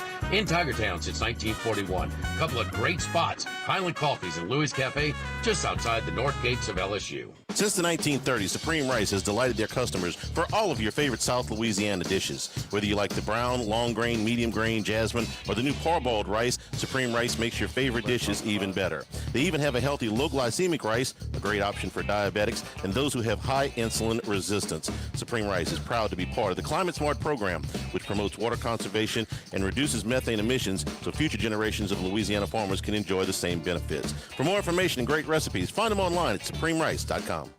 The Pierre Part Store, and now the Thibodeau Store, your local experts in construction supplies. You know they can handle your contractor supplies for all jobs, big and small. The extensive selection of plumbing, electrical, and hardware supplies are endless, and they can even deliver it to your job site. If you need lumber, no problem. Available for pickup and delivery from Pierre Part.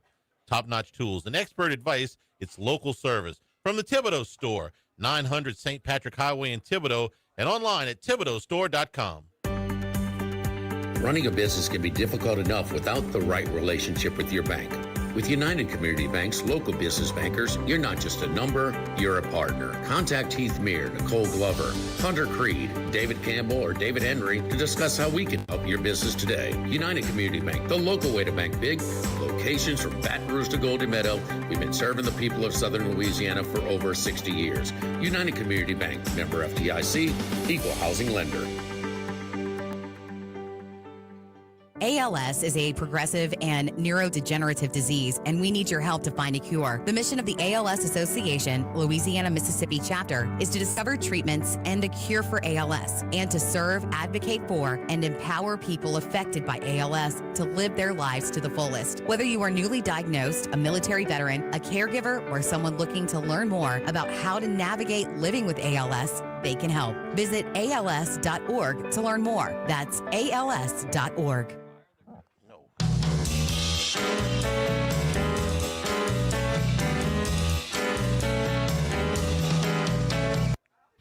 It's Lock of the Week Friday, presented by Tex Morris of Edward Jones Investments. Now, back to Live at Lunch from Ruffino's on Highland Road on 104.5 ESPN, Baton Rouge. You know, we love good coaching rumors around here, right? We got enough jobs open up where I think everybody in the country has been mentioned for. But this last one, though, I can't swallow, Max, about Lincoln Riley.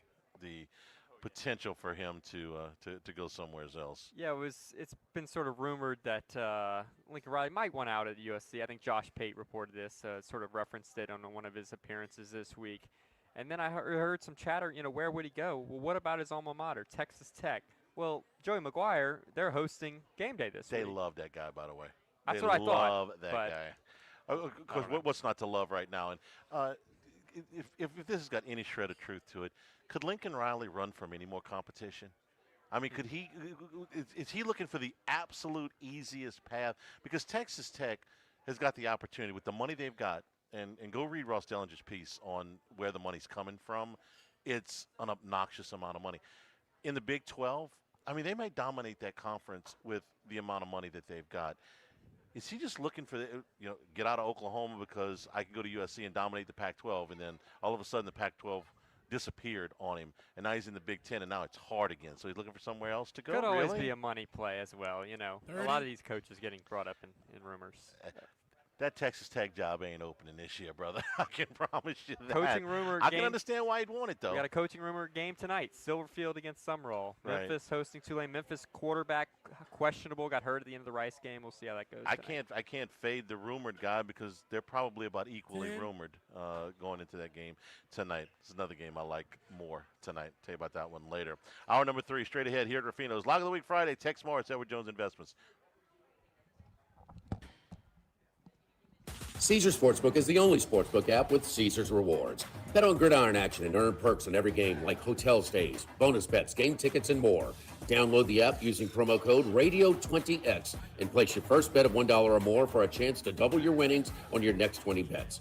Open to new users in Louisiana who are 21 or older. Licensed through Horseshoe Bossier City and Caesars New Orleans. Max bet of $25 for boosted winnings. Max additional winnings, $2,500 per bet. Profit boost tokens expire 14 days after receipt. If you or someone you know has a gambling problem, call 1-800-GAMBLER. 1950, Phil's Oyster Bar started on Government Street. Then Gus Piazza took over in the 70s, and now his son Anthony is taking it to another level at the current location in South Downs. It's always been a Baton Rouge landmark. Seafood, oysters, po' boys, burgers, and more, all served up in an atmosphere full of sports nostalgia and tons of TVs to catch all the games. Seafood gumbo, crawfish cheesecake, or my favorite, the meatball quesadilla to start. Check out dinner and bar specials at philsoysterbar.com. You know we bleed purple and gold at Phil's Oyster Bar in the South Downs Shopping Center. This is Charles Hanniger for Coastal Capital Advisors. When it comes to retirement, no two situations are alike, so Coastal Capital Advisors will tailor a plan for your family's needs no matter your age or your financial situation. The bottom line is Coastal Capital Advisors will work with you and build a lifetime relationship. I know, because they work for me. For more information, contact Philip Fontenot and his staff at 337-981-1376 or online at coastalcapitaladv.com. Advisory services provided by New Age Advisors, LLC, doing business as Coastal Capital Advisors as a registered investment advisor. Securities offered through New Age Securities, Inc., member FINRA, SIPC. Since the 1930s, Supreme Rice has delighted their customers for all of your favorite South Louisiana dishes. Whether you like the brown, long grain, medium grain, jasmine, or the new parboiled rice, Supreme Rice makes your favorite dishes even better. They even have a healthy low glycemic rice, a great option for diabetics and those who have high insulin resistance. Supreme Rice is proud to be part of the Climate Smart program, which promotes water conservation and reduces methane emissions so future generations of Louisiana farmers can enjoy the same benefits. For more information and great recipes, find them online at supremerice.com. This hour of Live at Lunch with Ott and Hanny is brought to you by Dana Brown at the law offices of O.C. Brown, 343-1111 and ocbrown.com. Roto-Rooter for all your plumbing needs, 925-8710. Supreme Rice, grown, milled, processed in Louisiana since 1936. United Community Bank, the local way to bank big. Tex Morris at Edward Jones Investments on Jefferson Highway, 928-8659. Total Maintenance, your one-stop shop for AC, electrical, generators, and plumbing. Service today, every day for Total Maintenance. And Coastal Capital Advisors. Markets evolve. We adapt. It's game day, Modesto, and the best seat in the house isn't in your living room. It's at Modesto Tacos Tequila Whiskey. We've got unbeatable game day specials that'll keep you cheering no matter what the score. Burbank near LSU, every game day, Modesto Tacos Tequila Whiskey. 104.5 ESPN Baton Rouge and First American Bank and Trust bring you the Heart of the Game Award, recognizing student athletes who deliver when it counts. Nominate your game day standout at 1045ESPN.com by the 21st. And then it's up to the fans to vote for the winners. Each winner gets a $250 gift card, a custom award, and the spotlight they've earned. Presented by First American Bank and Trust, a banking tradition since 1910. Facing ED or low T can be frustrating, but it doesn't have to hold you back. Goodwood Men's Sexual Wellness offers effective treatments starting at $125 a month with no contracts. Visit yourgoodwood.com and take control of your health. Why do billion-dollar insurance companies regularly delay and deny valid claims? Because that's how they got to be billion-dollar insurance companies. If you've been injured, I'd like to help. Spencer Callahan is the one to see. Call 387-2323. LA filing number 16-7969. The Chuck Oliver Show, weeknights at 6 on 104.5 ESPN, Baton Rouge. WNXX Jackson, KNXX Donaldsonville, and WDGL HD2 Baton Rouge. This hour brought to you by Spencer Callahan Injury Lawyers, LA 21-12681. Offices in Baton Rouge. It's Lock of the Week Friday, presented by Tex Morris of Edward Jones Investments. Now, back to Live at Lunch from Ruffino's on Highland Road on 104.5 ESPN, Baton Rouge. He's out there somewhere in the world.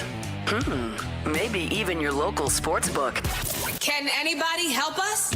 Let's bring in Bruce Marshall. And a return here at Ruffino's. Come on by and see us here. The lunch menu, including the fried Gulf shrimp, the angry shrimp with the sweet chili glazed sauce, eggplant Acadiana with the fried eggplant medallions, Louisiana crawfish tails on the top, braised short ribs with mashed potatoes, Cajun sirloin, the 8-ounce baseball cut sirloins with crawfish tails on the top, and a tiramisu for dessert. We bring in Bruce Marshall. Bruce, I thought about you last. They gave the stat on the game last night, but I read it this morning that this is the first time that two NFL teams have had more penalties than first downs since 1976, when the expansion Buccaneers and Seahawks did it. And it occurred to me, I said, the only person that I know that might have actually watched that game would be Bruce Marshall. So I don't know if you remember that debacle or not, but last night was pretty ugly. It was ugly. 13-10, that score in 76. That was the Bucs' best chance to win in their winless first year, and there was also the expansion Seattle. Quite a game. Can I take a shot at that? Steve Spurrier and Jim Zorn, the quarterbacks? Yeah. Okay. Yes. Correct.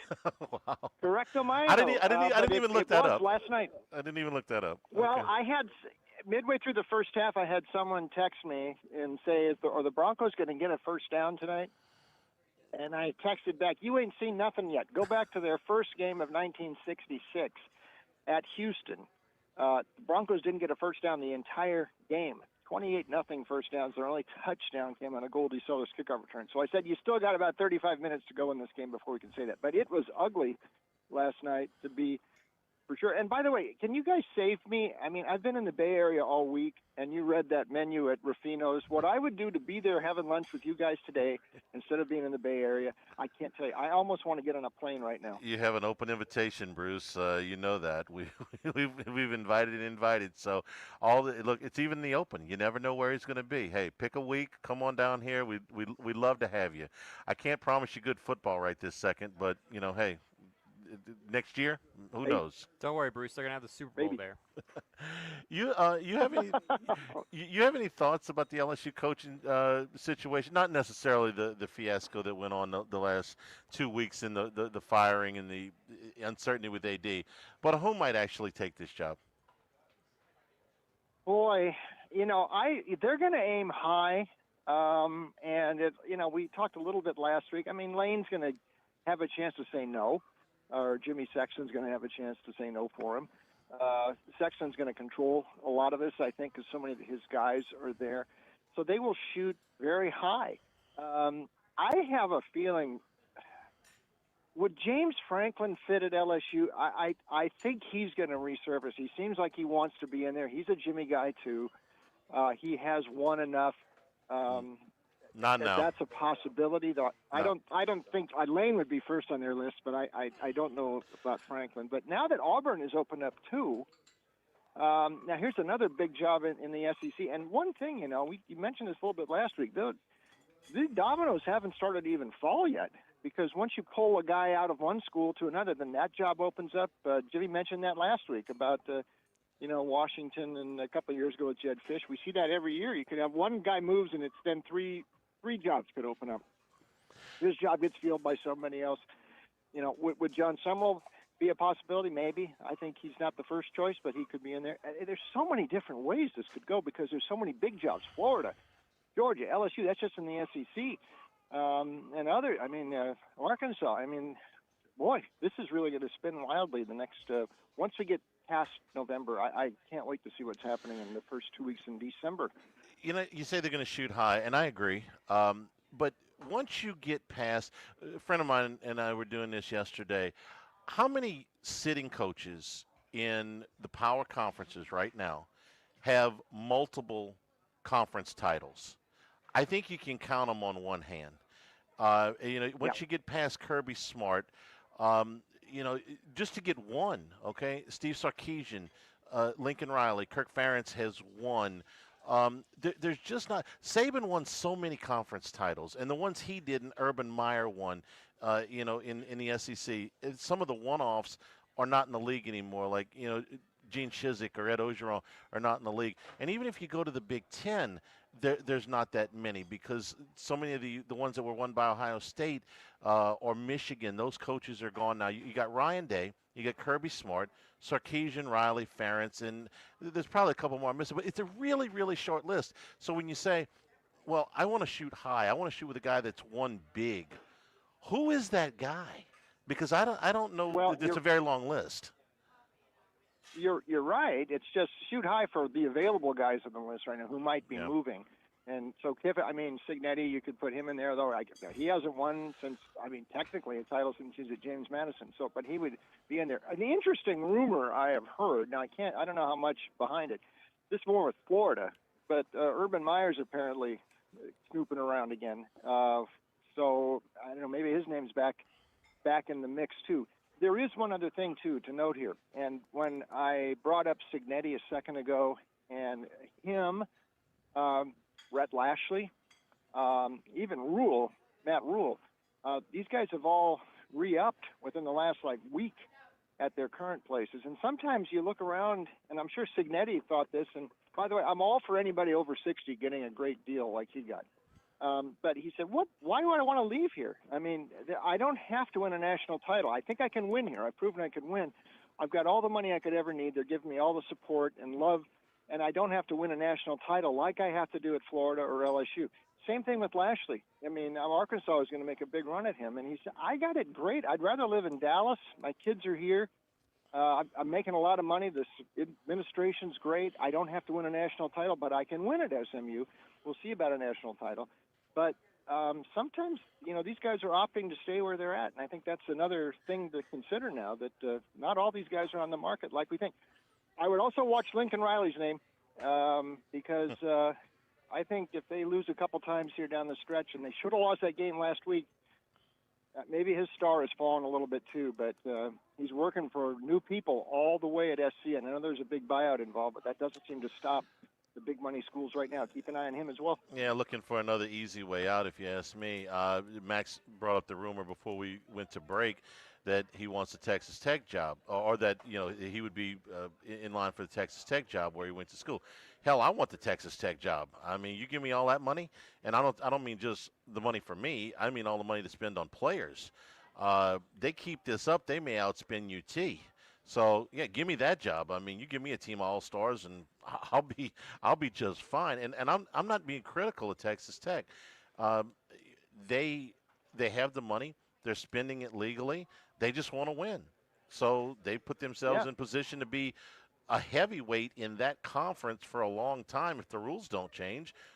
Give me that job. I mean, Lubbock can't be that bad of a place to live. I'll go. I mean, it seems like you're set up to succeed.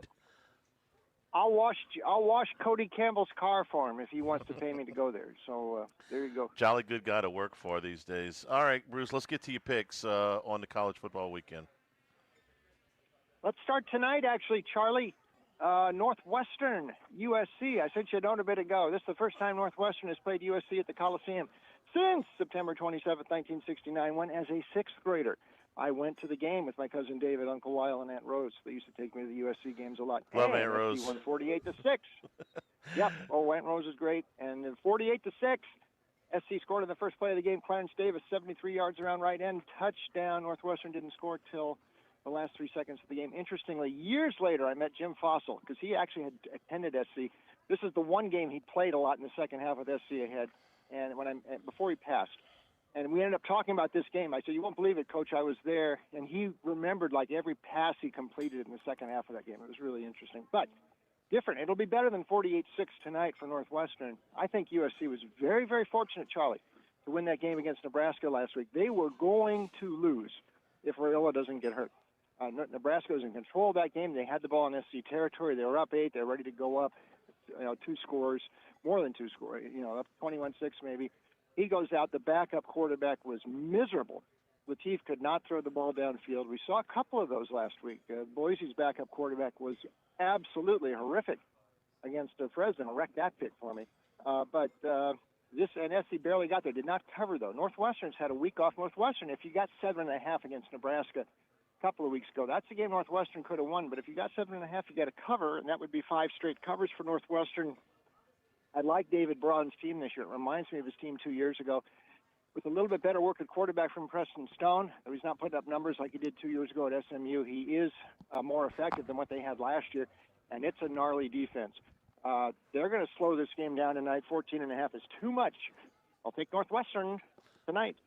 And we're getting from the Queen 14? 14. All right, plus 14. 2 touchdowns with Northwestern. All right, what's next? Okay, let's go tomorrow, where I actually might be tomorrow before I escape the Bay Area. And I will. By the way, I'm going to go watch Santa Clara play hoops tonight, and I want to see this kid from the G League, Thierry Darlan. Keep that in mind. We'll talk about him later this year. Supposed to be a real star. But anyway, Air Force tomorrow is up here playing San Jose State. This number has gone up during the week, guys. And look at it. Come on, Air Force. Air Force has played 4 straight games decided by 3 points. They have lost 3 of them. But, man, this is a low-variance team. And remember last year, they hit November, 1-7. They won their last 4. I think they're in position to do that again this year if they can get by this one tomorrow. They aren't playing that bad. Zarka is turned into a very dynamic option pilot. They're running at a little faster pace this year, but he is really good. Defensively, something to be desired. But San Jose the other way, every game is close. They finally got a win last week against Hawaii. But, I mean, they have blown leads this year and close. Now this number is moving up. I think Air Force has a chance to win. But, knowing them, if it's a 3-point game, then you're getting more than 3 points with Air Force.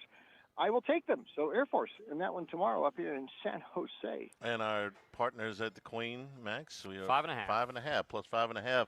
With the Oh, Falcons. Boy. All right. And by the way, I'm with you on that Northwestern pick. That's part of my 5-pack as well coming up in the next segment, Bruce. Okay, next pick. All right, let's go up to the different corner of Louisiana. But actually, they're back in Newark, Delaware. They call it Newark, not Newark, playing the Blue Hens tomorrow. La Tech. And listen, Delaware kind of punched above its weight. They really fared pretty well, I think, in their first season up here as an FBS team in Conference USA. They actually won a couple games, beat UConn actually back in September, not bad. But they have started to fade, and that's what a lot of people thought before the season. Missouri State and Delaware, might put up a fight for a while. And Missouri State hasn't been that bad either. But Delaware now is on a 4-game point spread losing streak. And last week it all kind of fell apart against Liberty. They gave up 59 points. And, the defense in particular, this is where the attrition is starting to hit, and the depth. When you make the move up, that's the one problem, and that's why some of these coaches try to redshirt a lot of players before, extra players before they make the move up to FBS so they can have a little bit more depth. But it's starting to hit Delaware right now. And their offense has devolved into Nick Minicucci, the quarterback, throwing 50-some times per game. He is going to have Tommy John surgery if he's not careful, because they have just abandoned the run completely. So it's just all pass. La Tech ain't bad. In fact, they've been a really good point spread team, 11-2 against the number of their last 13 regular season games. The only real egg they threw in there was that game at Kennesaw a few weeks ago, and Kennesaw ain't bad. Western Kentucky, they could have won that game, bounced back, put 55 on Sam Houston last week. Sonny Cumbie, the defense is generally pretty good. Baker is a functional quarterback, and like I said, this team covers spreads consistently. This is not a big number, and I think Delaware is going the wrong way. La Tech for me tomorrow up in Newark. Chamber of Commerce in Newark welcomes Louisiana Tech with sunny skies and 64 degrees. You're living right if you're in Delaware at this time of year and you're getting that kind of weather. All right, what's next, Bruce? SEC. Let's go to Columbia, Missouri, and that is the big one tomorrow, I think, in the league, and that's A&M against Missouri. Can A&M keep this going? By the way, speaking of the SEC, I am reminded of our good friend, the sage from Memphis, Brett Norsworthy, who told me at an SEC Media Day in Hoover, so this is several years ago, about the league. He said, somebody has got to lose in this league. Not everyone can win. So anyway, just think it as a general thought in the SEC. Now, as it applies to this game, it also, you could extrapolate that a bit and say somebody has to lose at least once in the SEC. There have been some really good SEC teams, including some Nick Saban title teams that lost a game in the league, and they still ended up winning a national title. Can A&M really run the table here? I don't know. They've had a little bit more trouble on the road than they've had at home. Now, Mizzou, we talked about backup quarterbacks a minute ago and how Nebraska didn't have one and how Boise didn't have a competent one. Well, I think Mizzou's got one. And if you watch the Vanderbilt game, when Zollers came in after Perbula went down, man, he came in there firing. And this guy was a very highly rated drop-back passer, one of the top 5, 6 in the country. Eli really likes him a lot. He's going to be the heir apparent there. If Eli stays or if Eli moves, maybe there's a guy to throw in the LSU mix too. I bet he'd bring Zollers with him if he moves somewhere. But this kid really doesn't look like any drop-off at all from Perbula. And Missouri is a big boy team. A&M on the road had that escape at Notre Dame. I know that's a great win, but it was still right down to the wire. Arkansas, they couldn't shake Arkansas that whole game. This is not in College Station. This is a banana peel for A&M. I'm going to take Mizzou. I would think about doing this even on the money line for an extra bet, but just plus the points. Close game. I think Mizzou's got a shot, so I'll give Mizzou a vote. Also on Jimmy Ott's card this week, the Missouri Tigers, plus 6.5 here at our local shop at the Queen. All right, Bruce, final pick. Let's stick in the SEC one more. This is a little curveball here. After getting rid of Hugh Freeze, Auburn goes to Music City to play Vanderbilt tomorrow. Listen, they had to do that after the Kentucky game, and I think had Auburn lost the week before at Arkansas, they probably would have pulled the plug after that game. So Freeze was sort of a dead man walking for a while. DJ Durkin, the interim, it has not been Durkin's fault what's going on at Auburn this year. He's coordinated the defense, which has been very, very good. Durkin is looking at this as sort of an audition, I think, for another head coaching job. If nothing else, he is going to be one of the highest-priced defensive coordinators on the market after this season. So his status is nothing wrong with his status. I get the feeling that Auburn would play everybody within a touchdown. If they play the Denver Broncos, the score would be like 17-10. They just play close every week. They just haven't been winning, except that game at Arkansas. But the defense keeps them there, and I am concerned about the offense for sure. But I'm also concerned about Vandy a little bit here, because this is right the point last year where Vandy started to lose some altitude, and it came after some very high-profile games late October last year. Here we are this year. Back-to-back, they had that Mizzou game where ESPN Game Day was there, and it was like a big party in Nashville, and exciting game. And then last week, the Texas game, another big one. This is a flat spot, and I'm only saying that from experience because you haven't seen it in Vandy's efforts. But Pavia last year, he took a few more hits last year, but this is where he started to slow down a little bit too. I actually think Auburn's going to keep this thing really close tomorrow. They'll play hard for Durkin. They've played close every game this year, all against these ranked teams. I think they'll do it again tomorrow. I'm taking Auburn plus. You know, we saw that firsthand last November when Vanderbilt came here. They just did not look like they were beat up by that time. And this is their fourth game in a row. The other three that they preceded this, they were 60-minute games. I know they fell behind big at Texas, but they played them all the way to the end. Actually, got their hands on the ball late with an outside chance to recover that onside and pull out a miracle. Yeah. But when they got to Baton Rouge last November, Bruce, they looked like they were a tired football team. Now, I think their depth is better this year.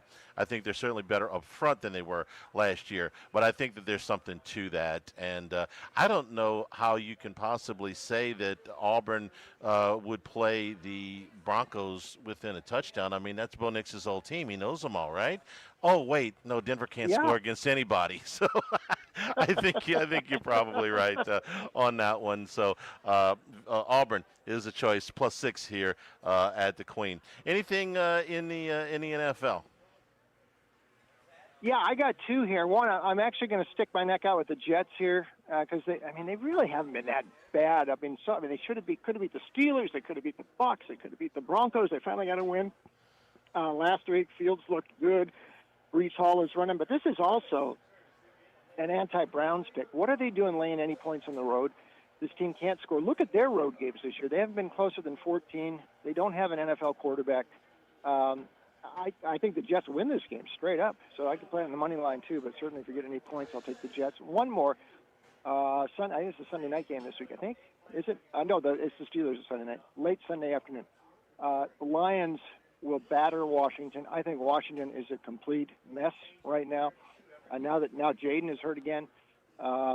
Mariota's not given them the spark since the Raider game earlier in the year, and that was just the Raiders. He hasn't looked good. The defense has fallen apart. Lions are a little bit upset. They also lost to these guys in the playoffs last year. Detroit seems like they've lost a little something this year, but this is a chance to get it all right, and I am just going against Washington every week. So let's lay points on the road with the Lions on Sunday. Lions are 8.5. The Jets are +1.5. I'm a big Jets fan these days, Bruce. I'm a big Tennessee Titans fan. I know they're off this weekend. I'm trying to get the Saints the first pick in the draft. I know they're going to screw it up anyway, but I'm trying to get them the first pick in the draft. So those two, the most important games left on the Saints schedule against the Jets and against the Titans. I would love to have a little bit of leeway towards the first pick in the draft. So I'm Jets, Jets. Go right ahead. Hope that they win tomorrow. Bruce, we always appreciate it. Thanks a lot, man, and we will talk to you next week. I hope you escape California in good shape. I will escape, I promise. All right. Thank you. Have a good weekend. Thanks a lot. Bruce Marshall with us every Friday here at Ruffino's. Again, where our gift cards are starting on Black Friday. Early in the morning on Black Friday, get your stocking stuffers. Every $100 will get you a $50 gift card. That bonus card can be used between January and the end of March, and also be available all holiday weekend long. RuffinosRestaurant.com online. Lock of the Week Friday, presented by Tex Morris at Edward Jones Investments on 104.5 ESPN Baton Rouge. Live at lunch. At Town Square Pizza, we take pride in serving Baton Rouge with fresh, delicious, piping hot, personalized pizza with unmatched speed. Whether you're a downtown worker, a family looking for convenience and value, or an out-of-towner staying at one of the nearby hotels, Town Square Pizza is the spot for you. Try a specialty pizza like the Spanish Town Supreme or custom build your own. Family packs, kids' meals, and salads are available as well. It's hip to be square at Town Square Pizza, downtown facing. What else? Town Square. Workbox can handle all of your movable storage needs, commercial and residential. Our shipping containers come in various sizes, 8x8, 8x10, 8x20, or even 8x40 feet. Not just one size. These units can be customized for any use. Custom lunchrooms, offices, work sites for plumbers or welders, dual purpose, part office, part storage, climate control, shelving, lighting, using different materials, whatever you need. Give my buddy Martin Padial at Workbox a call at 343-4886, 343-4886, and workboxllc.com. Do you know what you would do if you were in a car wreck? It's easy to panic when you or someone you care about is hurt in an accident. Who will pay the medical bills? Who will pay the car repair? Who will deal with the insurance companies for you? Protect your rights. You need someone you can trust. Call the law offices of O.C. Brown at 343-1111. The law offices of O.C. Brown will handle everything for you. 343-1111 or online at ocbrown.com. We want to be your law firm for a lifetime. This is Charles Hanniger for Total Maintenance. For AC and heating, generators, electricity, plumbing, and more, Total Maintenance is your one-stop sales and service shop for all these needs. One of South Louisiana's oldest and largest AC and heating companies. Since 1980, their slogan has been service today, every day, so no one ever has to go to sleep hot. They're an authorized dealer for Carrier, American Standard, Daikin, and Rheem AC units, for Generac and Cummins generators as well. And now, for all of your electrical and plumbing needs, in Baton Rouge, call 480-1000. In New Orleans, 841-3300. Service today, every day. Total Maintenance. Now, everybody's been to Louis Cafe by campus. Heck, it's been around since over 80 years now. We're still doing delicious omelets like the Mitchell, cheesy grits, big cheesy Lou, and those Louis' original Cajun hash browns. We now offer a pickup window. Just call in your order at 346-8221. Give us 15 or 20 minutes, and we'll have it ready for you. Our hours are now 6:30 a.m. to 2:30 p.m., 7 days a week. So next time you visit campus, make it a point to stop by and visit an old friend. Louis Cafe, just outside the north gates of LSU. This is Charles Hanniger for Coastal Capital Advisors. When it comes to retirement, no two situations are alike, so Coastal Capital Advisors will tailor a plan for your family's needs, no matter your age or your financial situation. The bottom line is Coastal Capital Advisors will work with you and build a lifetime relationship. I know, because they work for me. For more information, contact Philip Fontenot and his staff at 337-981-1376 or online at coastalcapitaladv.com. Advisory services provided by New Age Advisors, LLC, doing business as Coastal Capital Advisors as a registered investment advisor. Securities offered through New Age Securities, Inc., member FINRA, SIPC. 1950, Phil's Oyster Bar started on Government Street. Then Gus Piazza took over in the 70s, and now his son Anthony is taking it to another level at the current location in South Downs. It's always been a Baton Rouge landmark. Seafood, oysters, po' boys, burgers, and more, all served up in an atmosphere full of sports nostalgia and tons of TVs to catch all the games. Seafood gumbo, crawfish cheesecake, or my favorite, the meatball quesadilla to start. Check out dinner and bar specials at philsoysterbar.com. You know we bleed purple and gold at Phil's Oyster Bar in the South Downs Shopping Center. Insurance companies have teams of professionals to fight your claim. If you want to know what your case is really worth, I'm Spencer Callahan. I'd like to help. Spencer Callahan is the one to see. Call 387-2323. LA filing number 16-7970. College football talk all year long on the Chuck Oliver Show. Weeknights at 6 on 104.5 ESPN Baton Rouge.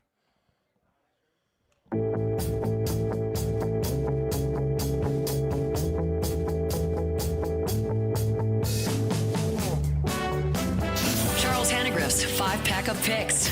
Brought to you by Supreme Rice. Make sure you use Louisiana rice, grown by Louisiana farmers since 1936. Available at most local grocery stores. Supreme Rice.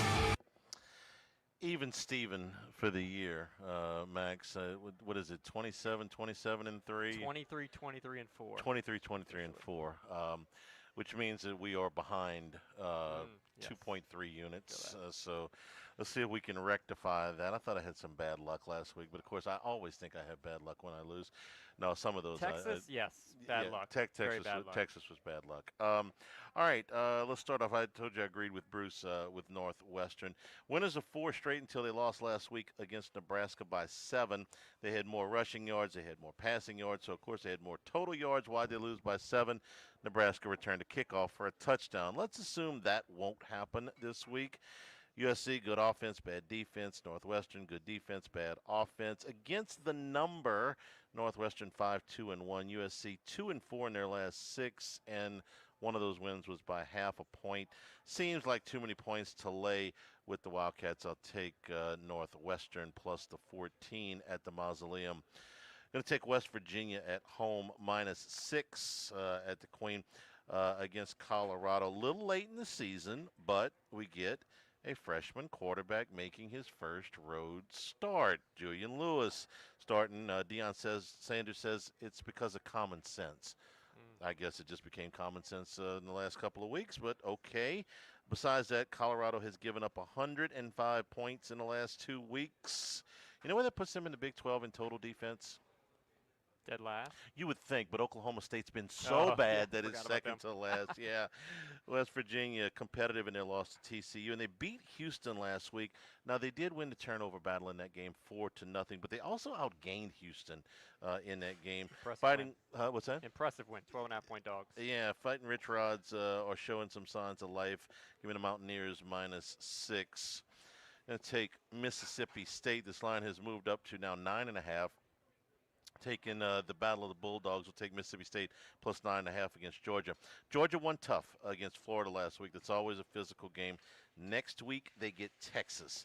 In between, a sleepy little trip for an 11 o'clock in the morning game against Mississippi State in Stark Vegas, where Mississippi State almost beat Texas, should have beat Texas, almost beat Tennessee, and did beat Arizona State. Got a win last week against Arkansas. They've scored 38 points in their last 2 games.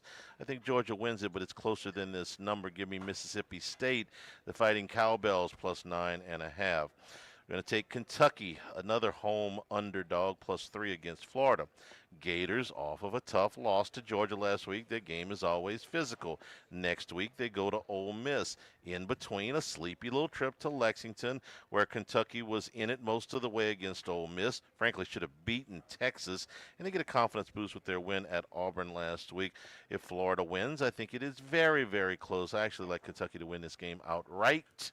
But I will take the 3 points in Lexington with the Wildcats. And Oregon State minus 20.5. What did I say last week? I said 2 weeks ago. I wasn't laying crazy points, but I did lay them against Oklahoma State, and I lost. I said I don't like to lay those big point spreads. You know what I'm doing, Max? I'm laying a big point spread. Oregon State minus 20.5 against Sam Houston. Let me explain myself here. Sam Houston is 0-8. They are 1-7 against the spread. In the 7 games that Sam Houston has failed to cover, they have failed to cover by an average of 15 points. Let me say that again. They're not failed to win. They have not lost these games by 15 points. They have lost these games by an average of 15 points over the spread. So that's just so bad. I don't know what to say about it. Now, they did cover one time. They were a 7-point dog against Jacksonville State. They lost by 2. I'm ashamed to say that I actually watched that game. Jacksonville State outgained them by 213 yards. They out-first downed them by 26-15. How Jacksonville State didn't cover in that game, they blew a lot of chances to score. They missed some field goals. But let's just call that a one-off. The only team that might be worse in the entire nation out of 136 than Sam Houston State is UMass. And when you know it, Oregon State has won 2 in a row after they lost their first 7 games. They thought it couldn't possibly matter less, but all that's required here is, pretty much that they just show up. 24 healthy players ought to do it. Coach wants to come along. I guess that's fine, but they really don't need it. Beavers, please tell me that this game is homecoming. That would have been smart to do. 48 degrees and clear. I was actually hoping for some snow, but no such luck there. But I think Oregon State wins this game against what I think is either the worst or the second worst team in all of D1. I don't always want to lay almost 3 touchdowns. I don't ever want to lay 3 touchdowns. But Jeff Sagrin does a power rating. They're 136. FBS teams. It would be a very competitive game with UMass if they played them. Sam Houston 217. Nobody would watch. McNeese State is ranked better than Sam Houston. UMass would be a 1.5-point underdog on a neutral, according to him. To Sam Houston would be favored. Just slightly. They were favored. What was that game? We were doing a show at Sammy's, and they were playing a weeknight game, and they were favored. And I'm like, why? It was like early October. Like, why in the world are they favored? And of course, they they got pummeled. I mean, they are a horrendous football team. They were favored, as I remember, New Mexico State. Yeah, that's it. Week 6, lost 37-10. Yeah, I remember saying it's like they haven't come close to covering. They've been in one competitive game the entire year, and I just gave you the stats on that. They were outgained by over 200 yards, which is Jacksonville State. I think they had a fumble. They missed a couple of field goals. It was just screwy. They should have scored. They should have scored way more than they did. This is an awful. I bet them football twice team. this year. I bet them against UNLV, a team that struggled against the number UNLV covered in that game. I tried to catch 39.5 against Texas when Texas was really struggling early in the year. Even Texas blew them out 55-0. So it's not worked out for them against the number 1 cover all year long. Well, I was hoping for bad weather. I can't imagine they're real excited about going to Corvallis right now. It's just a long plane ride to get your ass kicked. So anyway. Give me Oregon State. So 5 picks: Oregon State, Kentucky, Mississippi State, West Virginia, and Northwestern in the Friday night special. By the way, you think coaches matter? They were 10-3 last year with Casey Keeler, who went on to Temple. Temple's doing pretty well this year, but they were 10-3. They won the New Orleans Bowl last year. And how many? You probably don't have this in front of you, but how many players went with Keeler? They lost like everybody. Yeah, they were a massive fade team early in the year. You can't even say, well, the players that he left behind. Everybody leaves. You know, it's like the season's over. Clean out your locker, close the door, turn out the lights, and you're on the first thing smoking out of town. Picks brought to you by Supreme Rice and SupremeRice.com. We're getting closer to the holidays. I know you're cooking something with rice. Make it with Supreme Rice. Support our Louisiana farmers. Since the 1930s, all of our Supreme Rice grown, milled, and processed down in Southwest Louisiana. So if you're making a rice dressing, maybe it's getting close to time to make gumbo, etouffee, red beans or white beans, make it with Supreme Rice. The brown, the long grain, the medium grain, the jasmine, and the parboiled rice, which is Jimmy's favorite. If he'd ever invite me over on Mondays, might be able to enjoy some of that restaurant quality rice. You can pick it up at all your AG food stores, your Walmarts, your Rouse's, where we'll be tomorrow for our pregame. Make it with Supreme Rice. Part of the Climate Smart program, reducing methane emissions and promoting water conservation. For more information, delicious recipes, go to SupremeRice.com. Come back with Max's Picks when we return. Lock of the Week Friday, presented by Tex Morris at Edward Jones Investments here at Ruffino's on 104.5 ESPN Baton Rouge. Live at lunch.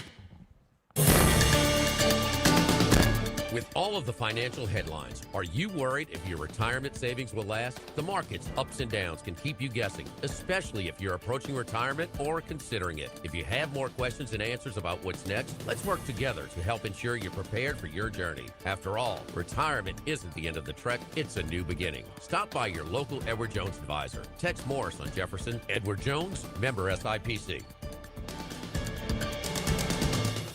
The Pierre Part Store, and now the Thibodeau Store, your local experts in construction supplies. They can handle your contractor supplies for all jobs, big and small.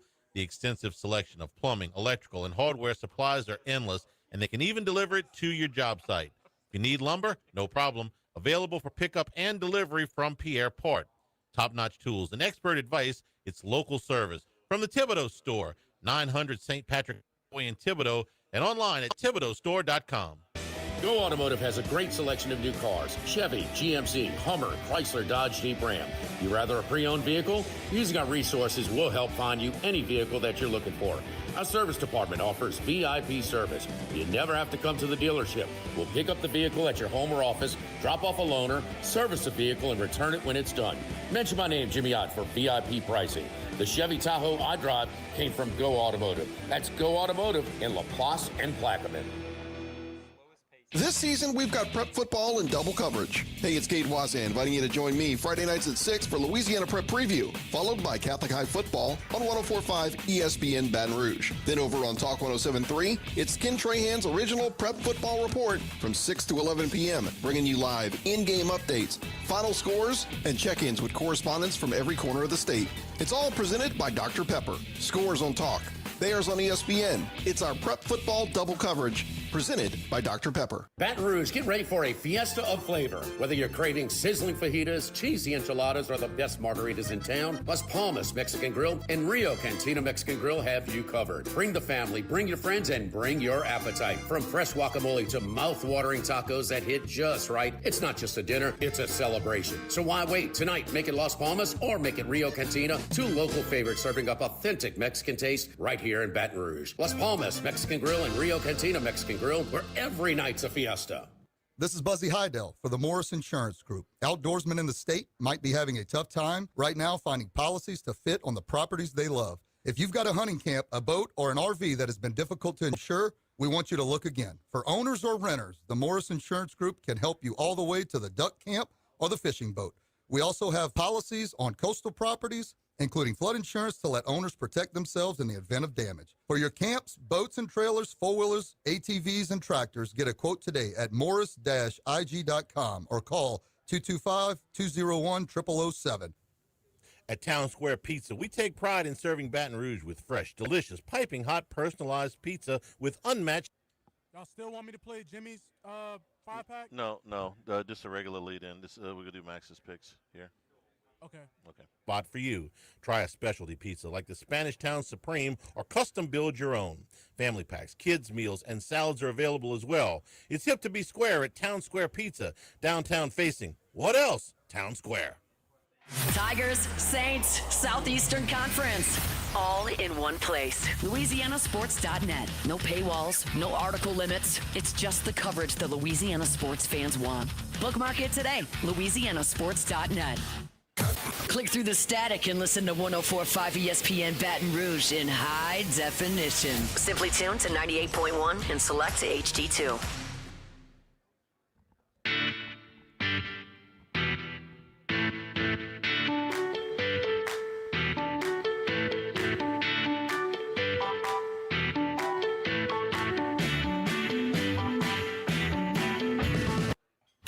It's Lock of the Week Friday, presented by Tex Morris of Edward Jones Investments. Now, back to Live at Lunch from Ruffino's on Highland Road on 104.5 ESPN Baton Rouge.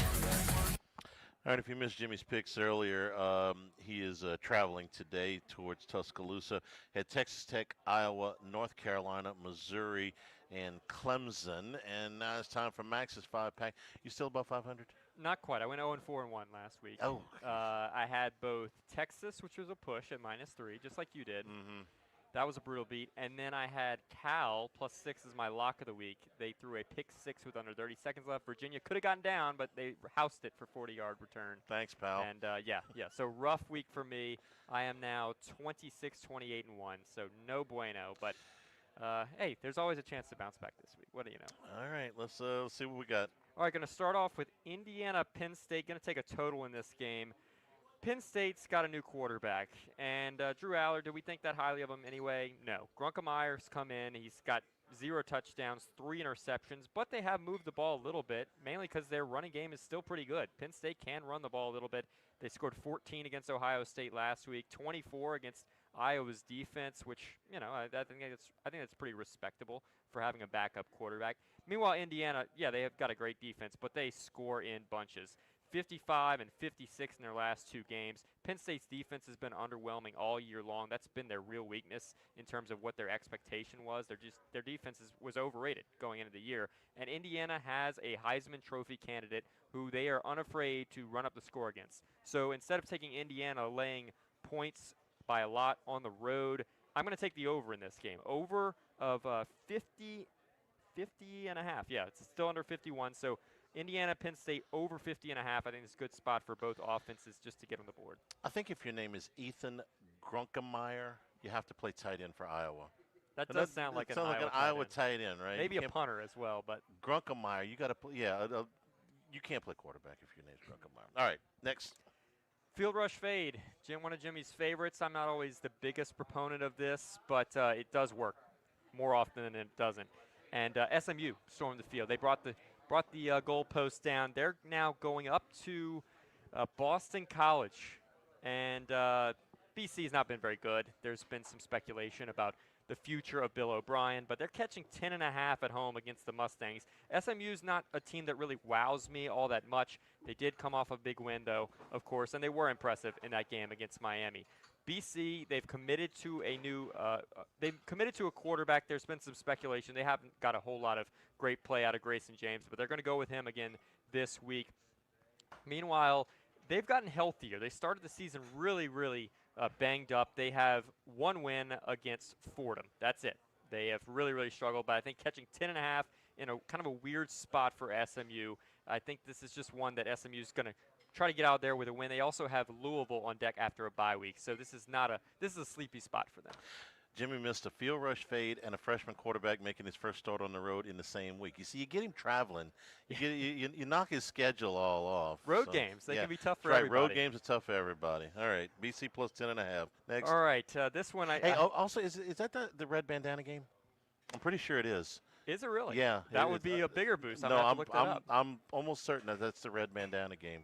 And if you don't know the story of the red bandana game, go Google it, go to YouTube and watch it, and be prepared to be moved because it's. It is. Yeah. It is. Wow. I'm even more in now. Yeah. One of the most inspiring, gut-wrenching stories that you'll ever see ESPN do on the red bandana game. Yeah. Red bandana game. Okay. BC. Next. All right. I had 6, and then you helped me narrow down to 5 here during the break. I'm going to take Purdue catching 29.5 against Ohio State. Yes, the number 1 team in the nation, who is 7-0-1 against the spread. They haven't failed to cover all season long. But this is a team that plays at a very slow tempo. They're bottom 5 in the country in terms of plays per game. So they're not a team that's really going to score 50 all that much. 38, 34, 34 in their last 3 games. And now they're laying almost 30 points themselves. Purdue, meanwhile, give them credit. Barry Odom's done a good job there. They're just keeping games close. I know they haven't really beaten anybody of worth, but a 7-point loss to Minnesota, 3-point loss to Rutgers, a 5-point loss at Michigan last week, catching 21. So they're a team that's just a little bit feisty here, and I think they can score just enough to keep this within the number. Ohio State's not going to run up and down the scoreboard here because of their pace. So I'm going to take a bunch of points, 29.5 with the Boilermakers. I like to pick. The one game that I can't figure out with Purdue is when Northwestern shut them out, because they've been able to move the football against just about everybody. The defense has been the real liability. But that one clunker they threw in up in Evanston where they got shut out 19-0. Other than that, I like to pick. What's number 4? All right, 2 more spots here that Jimmy would love. I just talked field rush fade. Now we're going to talk about an interim coach. He's been talking about it all week long, and we've got an interim coach there making his first appearance in Nashville. I'm going to take DJ Durkin's Auburn Tigers plus 6.5. Heard some noise this week from some Auburn faithful that maybe DJ Durkin might be getting a look here at the head coaching job as well. Look, he's been a head coach before. There were some circumstances that happened there in Maryland that ousted him. But he's been a good defensive coordinator. There's no doubt. The defense has been very good for Auburn. Vanderbilt, you mentioned it earlier, they're a team that maybe kind of peaked a little bit earlier in the season, just like they did last year. Diego Pavia takes a lot of hits over a season, and maybe that affects him a little bit. That was a very misleading scoreline, 34-31. We were on the wrong end of that last week against Texas. They got boat raced in that game. Auburn's going to limit their possessions, and Vanderbilt plays at a slow pace anyway. So I think Auburn, who knows what their offensive play calling is. You at least got rid of one of their 3 play callers, as they had 3 different play callers for 3 different downs under Hugh Freeze. At least that changes a little bit. I don't think the quarterback plays any good, but Auburn's been feisty. They play very close games, all 1-possession losses so far this season. So I'm going to take 6.5 against Vanderbilt. I'd be surprised if Durkin got that job, even if they were to win a couple of games. I guess if they beat Alabama, that carries a whole lot of weight. Summerall there from Huntsville, and obviously coached at Troy. And Jeff Traylor at UTSA, another name that I've heard. Not that I'm focusing in on that. I got my own coaching search to worry about over here, but those are the 2 names I've heard the most at Auburn. All right, last one. One more spot, my lock of the week. And I'm going to break a rule that I have never done here in this segment. I've been doing the 5-pack for, this is my 3rd year now joining this show. And I've always made a rule, no matter what side, do not take an LSU game. We talk about the game enough.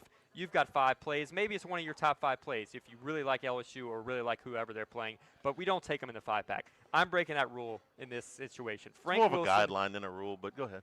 For me it has been. LSU's now catching 10.5 at Alabama. And I've pinpointed this spot all year long for a lot of the reasons we mentioned when we had Richard Dixon on earlier. It's a great matchup for LSU, in my opinion, and it has been all year long because Alabama, pass-heavy team. LSU's defense, to me, especially without Whit Weeks, has been struggling in run defense, in the power, against power plays. LSU, meanwhile, they're great outside. So I think they can challenge. I think they're going to try to blitz with extra guys and try to get Ty Simpson rattled a little bit. This is going to be a lower scoring game to me more likely, but LSU also, if they're going to run the ball now with Frank Wilson, which you expect they're going to try a little bit more traditional run style game, this is a team to do it against. Alabama not great against the run. They're just not as good in the trenches as Texas A&M was a couple weeks ago. I thought A&M was a bad spot. Even though they're coming to LSU, I just thought it was a bad matchup. This is totally different. Now they get the interim boost with Frank Wilson. I think they're ready to go. Bama's just going to be happy to win this game. It's still a big enough game for them to just survive and advance at this point. I'm going to take the 10.5 with the LSU Tigers. I admire your courage. The last time I picked LSU, they fired the head coach, the offensive coordinator, and the athletic director. In fact, if you want to get down to it, they almost fired the athletic director twice. So I'm going to lay off, but I admire your courage. All right, Indiana and Penn State over 50.5, Boston College plus 10.5, Purdue plus 29.5, Auburn plus 6, LSU plus 10.5. You win the prize for taking the most points this week, which is an enviable place to be. We're brought to you by Total Maintenance, AC and heating, generators, electricity, plumbing. Total Maintenance, your one-stop sales and service shop for all of these needs.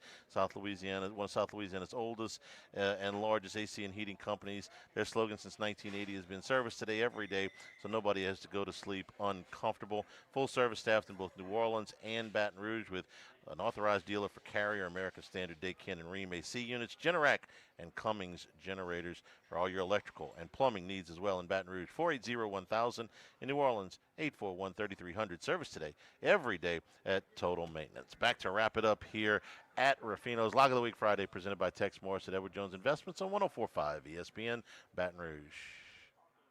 Live at lunch. Since the 1930s, Supreme Rice has delighted their customers for all of your favorite South Louisiana. Whenever you're ready, Jordan. It's rolling. This is Charles Shanagriff. Join us for the Monday edition of Live at Lunch from Chris's Specialty Foods on Highland Road across from Ruffino's. We start at 10 a.m. to include the Frank Wilson press conference, and we recap a big weekend in college and pro football. Live at Lunch from Chris's, 10 a.m. Monday on 104.5 ESPN Baton Rouge. Sammy's Grill on Highland Road, a hometown favorite for tailgating and watching LSU games since 1988. Snow Seafood and Steak for over 50 years on Airline, Highway, and Highway 74 in Gonzales. Dozy Place for hand-cut steaks on Government Street and Mid-City. Louis Cafe, a Baton Rouge landmark since 1941, just outside the north gates of LSU. Finbom, sushi, burrito, poke, ramen at Burbank and Lee. The Grand Bayou Casino, conveniently located off I-10 at exit 139 in Grostead, offers the latest video poker machines 24 hours a day, 7 days a week. Got a great staff at the Grand Bayou Casino. Our inviting staff will greet you with complimentary coffee and sodas as you enjoy listening to the curated tunes in our comfortable seating. Make the trip to Grand Bayou Casino, where players are welcome. The Grand Bayou Casino, I-10 at the Grostead exit. If you or someone you know has a gambling problem, call 1-877-770-STOP. The Grand Bayou Casino. The Pierre Part Store, and now the Thibodeau Store, your local experts in construction supplies. You know they can handle your contractor supplies for all jobs, big and small. The extensive selection of plumbing, electrical, and hardware supplies are endless, and they can even deliver it to your job site. If you need lumber, no problem. Available for pickup and delivery from Pierre Part. Top-notch tools and expert advice, it's local service. From the Thibodeau Store, 900 St. Patrick Highway in Thibodaux, and online at thibodeaustore.com. This is Charles Hanniger for Home Bank. If you're tired of the impersonal, one-size-fits-all style of banking, you deserve a bank that delivers exceptional service and personalized attention to your needs. That's the Home Bank standard. Since 1908, Home Bank has been a trusted financial partner for your businesses and families because they go the extra mile to help you reach your goals. See for yourself why Home Bank is good for business and good for life. Stop by any South Louisiana, Houston, or Natchez area location or find out more at home24bank.com. Home Bank, member FDIC. This hour of Live at Lunch with Ott and Hanny is brought to you by Dana Brown at the law offices of O.C. Brown, 343-1111 and ocbrown.com. Roto-Rooter for all your plumbing needs, 925-8710. Supreme Rice, grown, milled, processed in Louisiana since 1936. United Community Bank, the local way to bank big. Tex Morris at Edward Jones Investments on Jefferson Highway, 928-8659. Total Maintenance, your one-stop shop for AC, electrical, generators, and plumbing. Service today, every day for Total Maintenance. And Coastal Capital Advisors. Markets evolve. We adapt.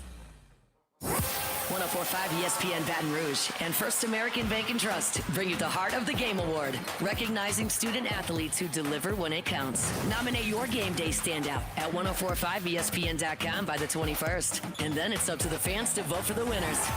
Each winner gets a $250 gift card, a custom award, and the spotlight they've earned. Presented by First American Bank and Trust, a banking tradition since 1910. Follow us on Twitter and Facebook at 1045 ESPN and on Instagram at ESPN 1045. For a look behind the scenes, highlights from our shows, the chance to participate in exclusive contests, and more with 1045 ESPN Baton Rouge. After further review with Matt Moscona, weekday afternoons at 3 on 104.5 ESPN, Baton Rouge.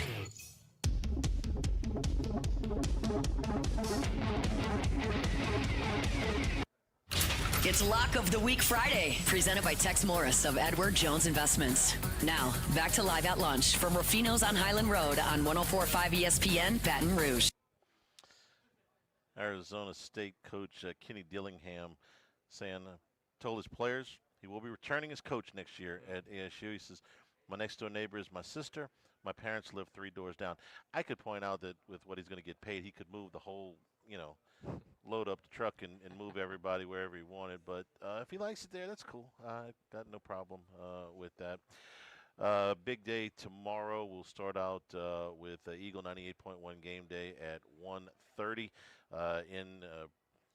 ahead of LSU and Alabama. Anxious to see what everybody that is involved with pregame has to say about tomorrow, because it's a big unknown with an interim coach. Anytime you go with an interim coach, don't know exactly how the team's going to respond to that. Sometimes you get a big jolt, and sometimes not. We'll see. We know what our trend has been. Max, give them the stat again. 8-1 against the spread in interim roles against their next FBS opponent. But straight up, ooh, I think it's reversed. I think it's 1-8 or 2-7. Yeah. The point is that usually they have been covering, but they have not been winning the game outright. And frankly, if I forced to make a pick on tomorrow's game, that's probably what I would tell you, is that I think LSU has a good chance to cover. I do not think they have a good chance to win. But I'm going to, point out that 2021 game again. They were a 28-point underdog against the number 2 team in the country in Alabama and took the game to the last play. So anything is possible. Sunday morning, we are at Caesars in New Orleans for Football Sunday. Rohan will be with us on Sunday morning. And Monday, we will be at Chris Specialty Foods right across the street from where we are right now. Thanks to the folks here at Ruffino's. Always our favorite place to be every Friday for the last 15 years. And we invite you to come on out and see us. For Max, for Jordan, for Jimmy, and all of us, I'm Charles Hanniger saying thank you and good afternoon. Stay tuned for Matt Hunt on 104.5 ESPN Baton Rouge. Can handle all of your movable storage needs. All right, y'all have a good one. You too, Jordan. Thank you, Jordan. Appreciate it. No problem. Hey, you